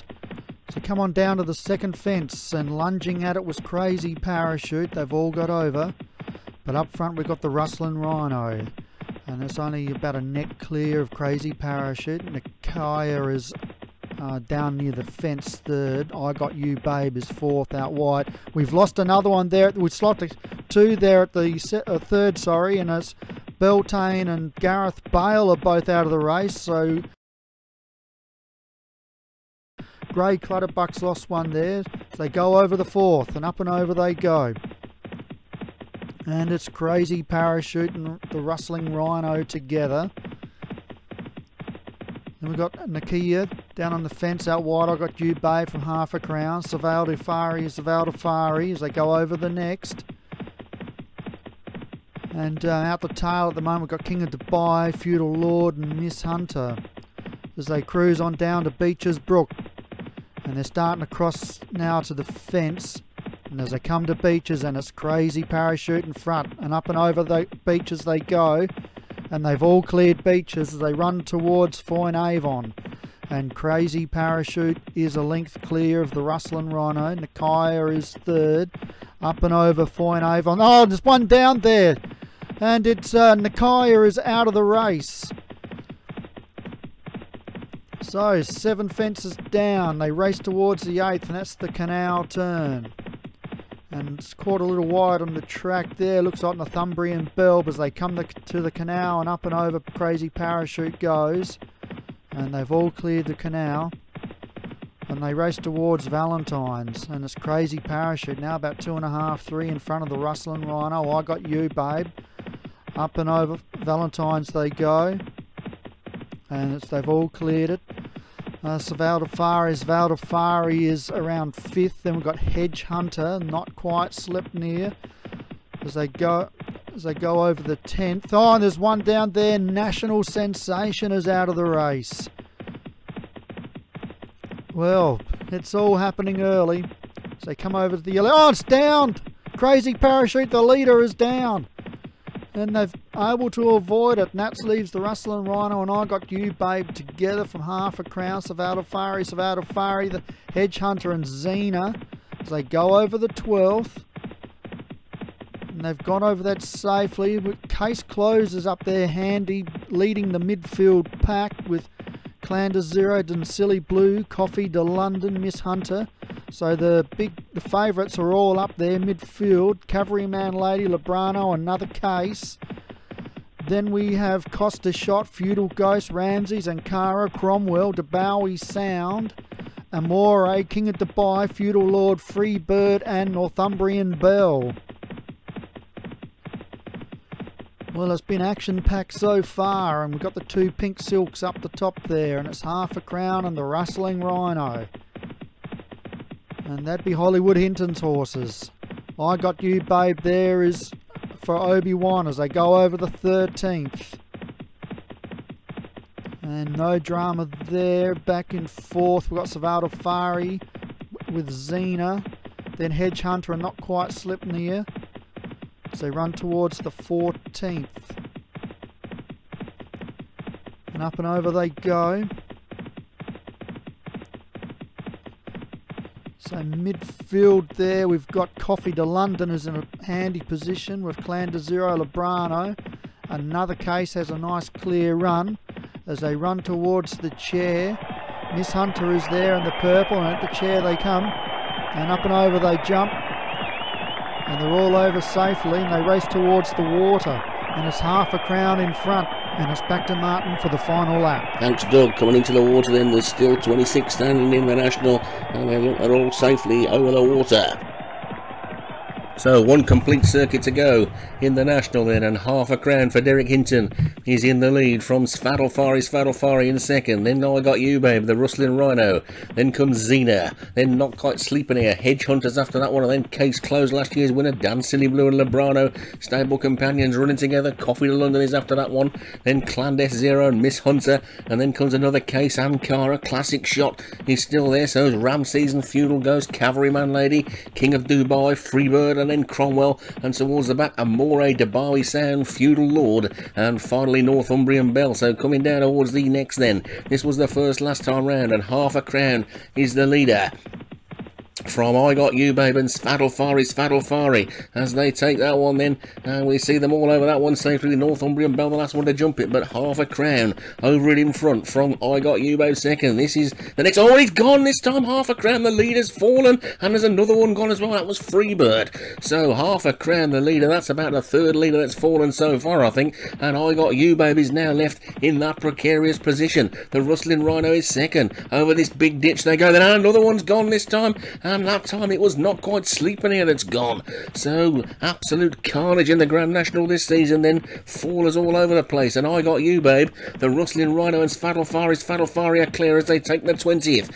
Over that one, they're all over that one safely. In 4th place is last year's winner, Case Closed, much handier this season. Then comes Xena and Silly Blue, Hedge Hunter and Lebrano. Miss Hunter is after that one, King of Dubai and another Case. Over the one before Beaches they go, and there's another faller there. This time it's Silly Blue, one of them. Another one of the fancied ones has gone. So Dancing Blues out of the race. And I Got You, Babe, will lead them over Beaches for the second time round. No fallers at Beaches first time, remember. I Got You, Babe in the lead. The Rustling Rhino second. Then Svattlefari. Xena, then Hedge Hunter and Case Closed. And as a faller at the back, that time was Debawi Sound. So Debawi Sound has gone now then, as they make their way towards Foynehaven, and I Got You, Babe is in the lead. Over it, that's bad mistake in second place by Rustling Rhino. Rustling Rhino didn't jump that well at all. Svattlefari's third. Xena is sitting quite comfortably on the inside. Hedge Hunter's going well, so's Librano. Case Closed is as well. Miss Hunter's particularly close up as well. Then Coffee to London and another Case. Ramsey's after that one, down to the canal turn. And they take the canal turn then. It's I Got You, Babe, with a lead of about 3 lengths from the Rustling Rhino and Hedge Hunter down towards Valentine's. And I Got You, Babe is clearing the national from the Rustling Rhino and Hedge Hunter. Over great jump by the leader as they all take battle. There's another one then. That's Cromwell's gone. That's David Robertson's horse out of the race. And it's I Got You, Babe in the lead. I Got You, Babe is in front. Then behind comes the Rustling Rhino, Xena and Hedge Hunter. Over that one they go. Then Librano. And they're all over that one okay with a back marker now. Northumbrian Bell, but it's I Got You, Babe in the lead. I Got You, Babe is the leader. From Xena there's just 4 more to jump and only 7 furlongs to race. Over that one they go. And they're all over that one, are they? Yeah, they're all over that one, okay. I Got You, Babe in front. Xena second. Hedge Hunter third. Svattlefari. Then the Rustling Rhino. Coffee to London's creeping closer. Librano being pushed along a little bit. Over to third last they go. And I think they were all over that one okay. And in the lead is still I Got You, Babe. I Got You, Babe in front. Now being pressed by Librano. Librano comes up to take it up as they cross the Merlin Road. They've got 2 to jump in the National. And it's Librano in front from I Got You, Babe second. Ramses is third. Coffee to London is swinging around the outside. Case Closed is still there. So's Hedge Hunter. Plenty in with chances. 2 to jump. Librano's gone for home. He's 2 lengths clear of Ramses. Then Coffee to London. I Got You, Babe trying to stick on. Then Xena and Case Closed, Hedge Hunter and Clandestine Zero, the Rustling Rhino and Svattlefari, and then King of Dubai trying to get into it. After that one, Cavalryman Lady, down towards the second last they go, and Librano in front, being chased by Coffee to London. They both made mistakes at that one. The Rustling Rhino was a faller, but it's in the lead. Librano, 1 to jump in the National, 1 to jump for Librano. Coffee to London breathing down his neck in second, then Ramses in third, Hedge Hunter 4, Xena's in 5, then I Got You, Babe and Case Closed. Nothing else can win this. Over the final fence they go. Librano makes a mistake. Coffee to London sweeps into the lead. Coffee to London's in front. Coffee to London's got a length clear from Librano in second. Then Hedge Hunter is third. Ramses and Xena trying to run on. Case Closed has got a lot of ground to make up. Clandestine Zero is next, but they're in at the elbow now, and it's Coffee to London in front. Coffee to London is clear. He's about a length and a half in front of Librano, and then Hedge Hunter. Hedge Hunter trying to reel him in, but it's Coffee to London who looks the stronger. They're racing past the water up to the line, and Coffee to London takes it from Hedge Hunter second, Librano third. I think Case Closed may have been fourth. Some of those horses have finished particularly tired and virtually pulled up on the line. But Coffee to London for Paul Rhodes. The Professor takes the Grand National. He'll be jumping around, and Hedge Hunter was second, Librano was third, Case Closed fourth, and Xena was fifth. And I think quite a few trainers will be quite pleased with the performance of their horses in that race. Total carnage in the first circuit, with one of the red hot fancies going at the very first fence, and plenty of fallers, plenty of action, and so everybody's got back safe. But it's a great win for Paul Rhodes and Coffee to London.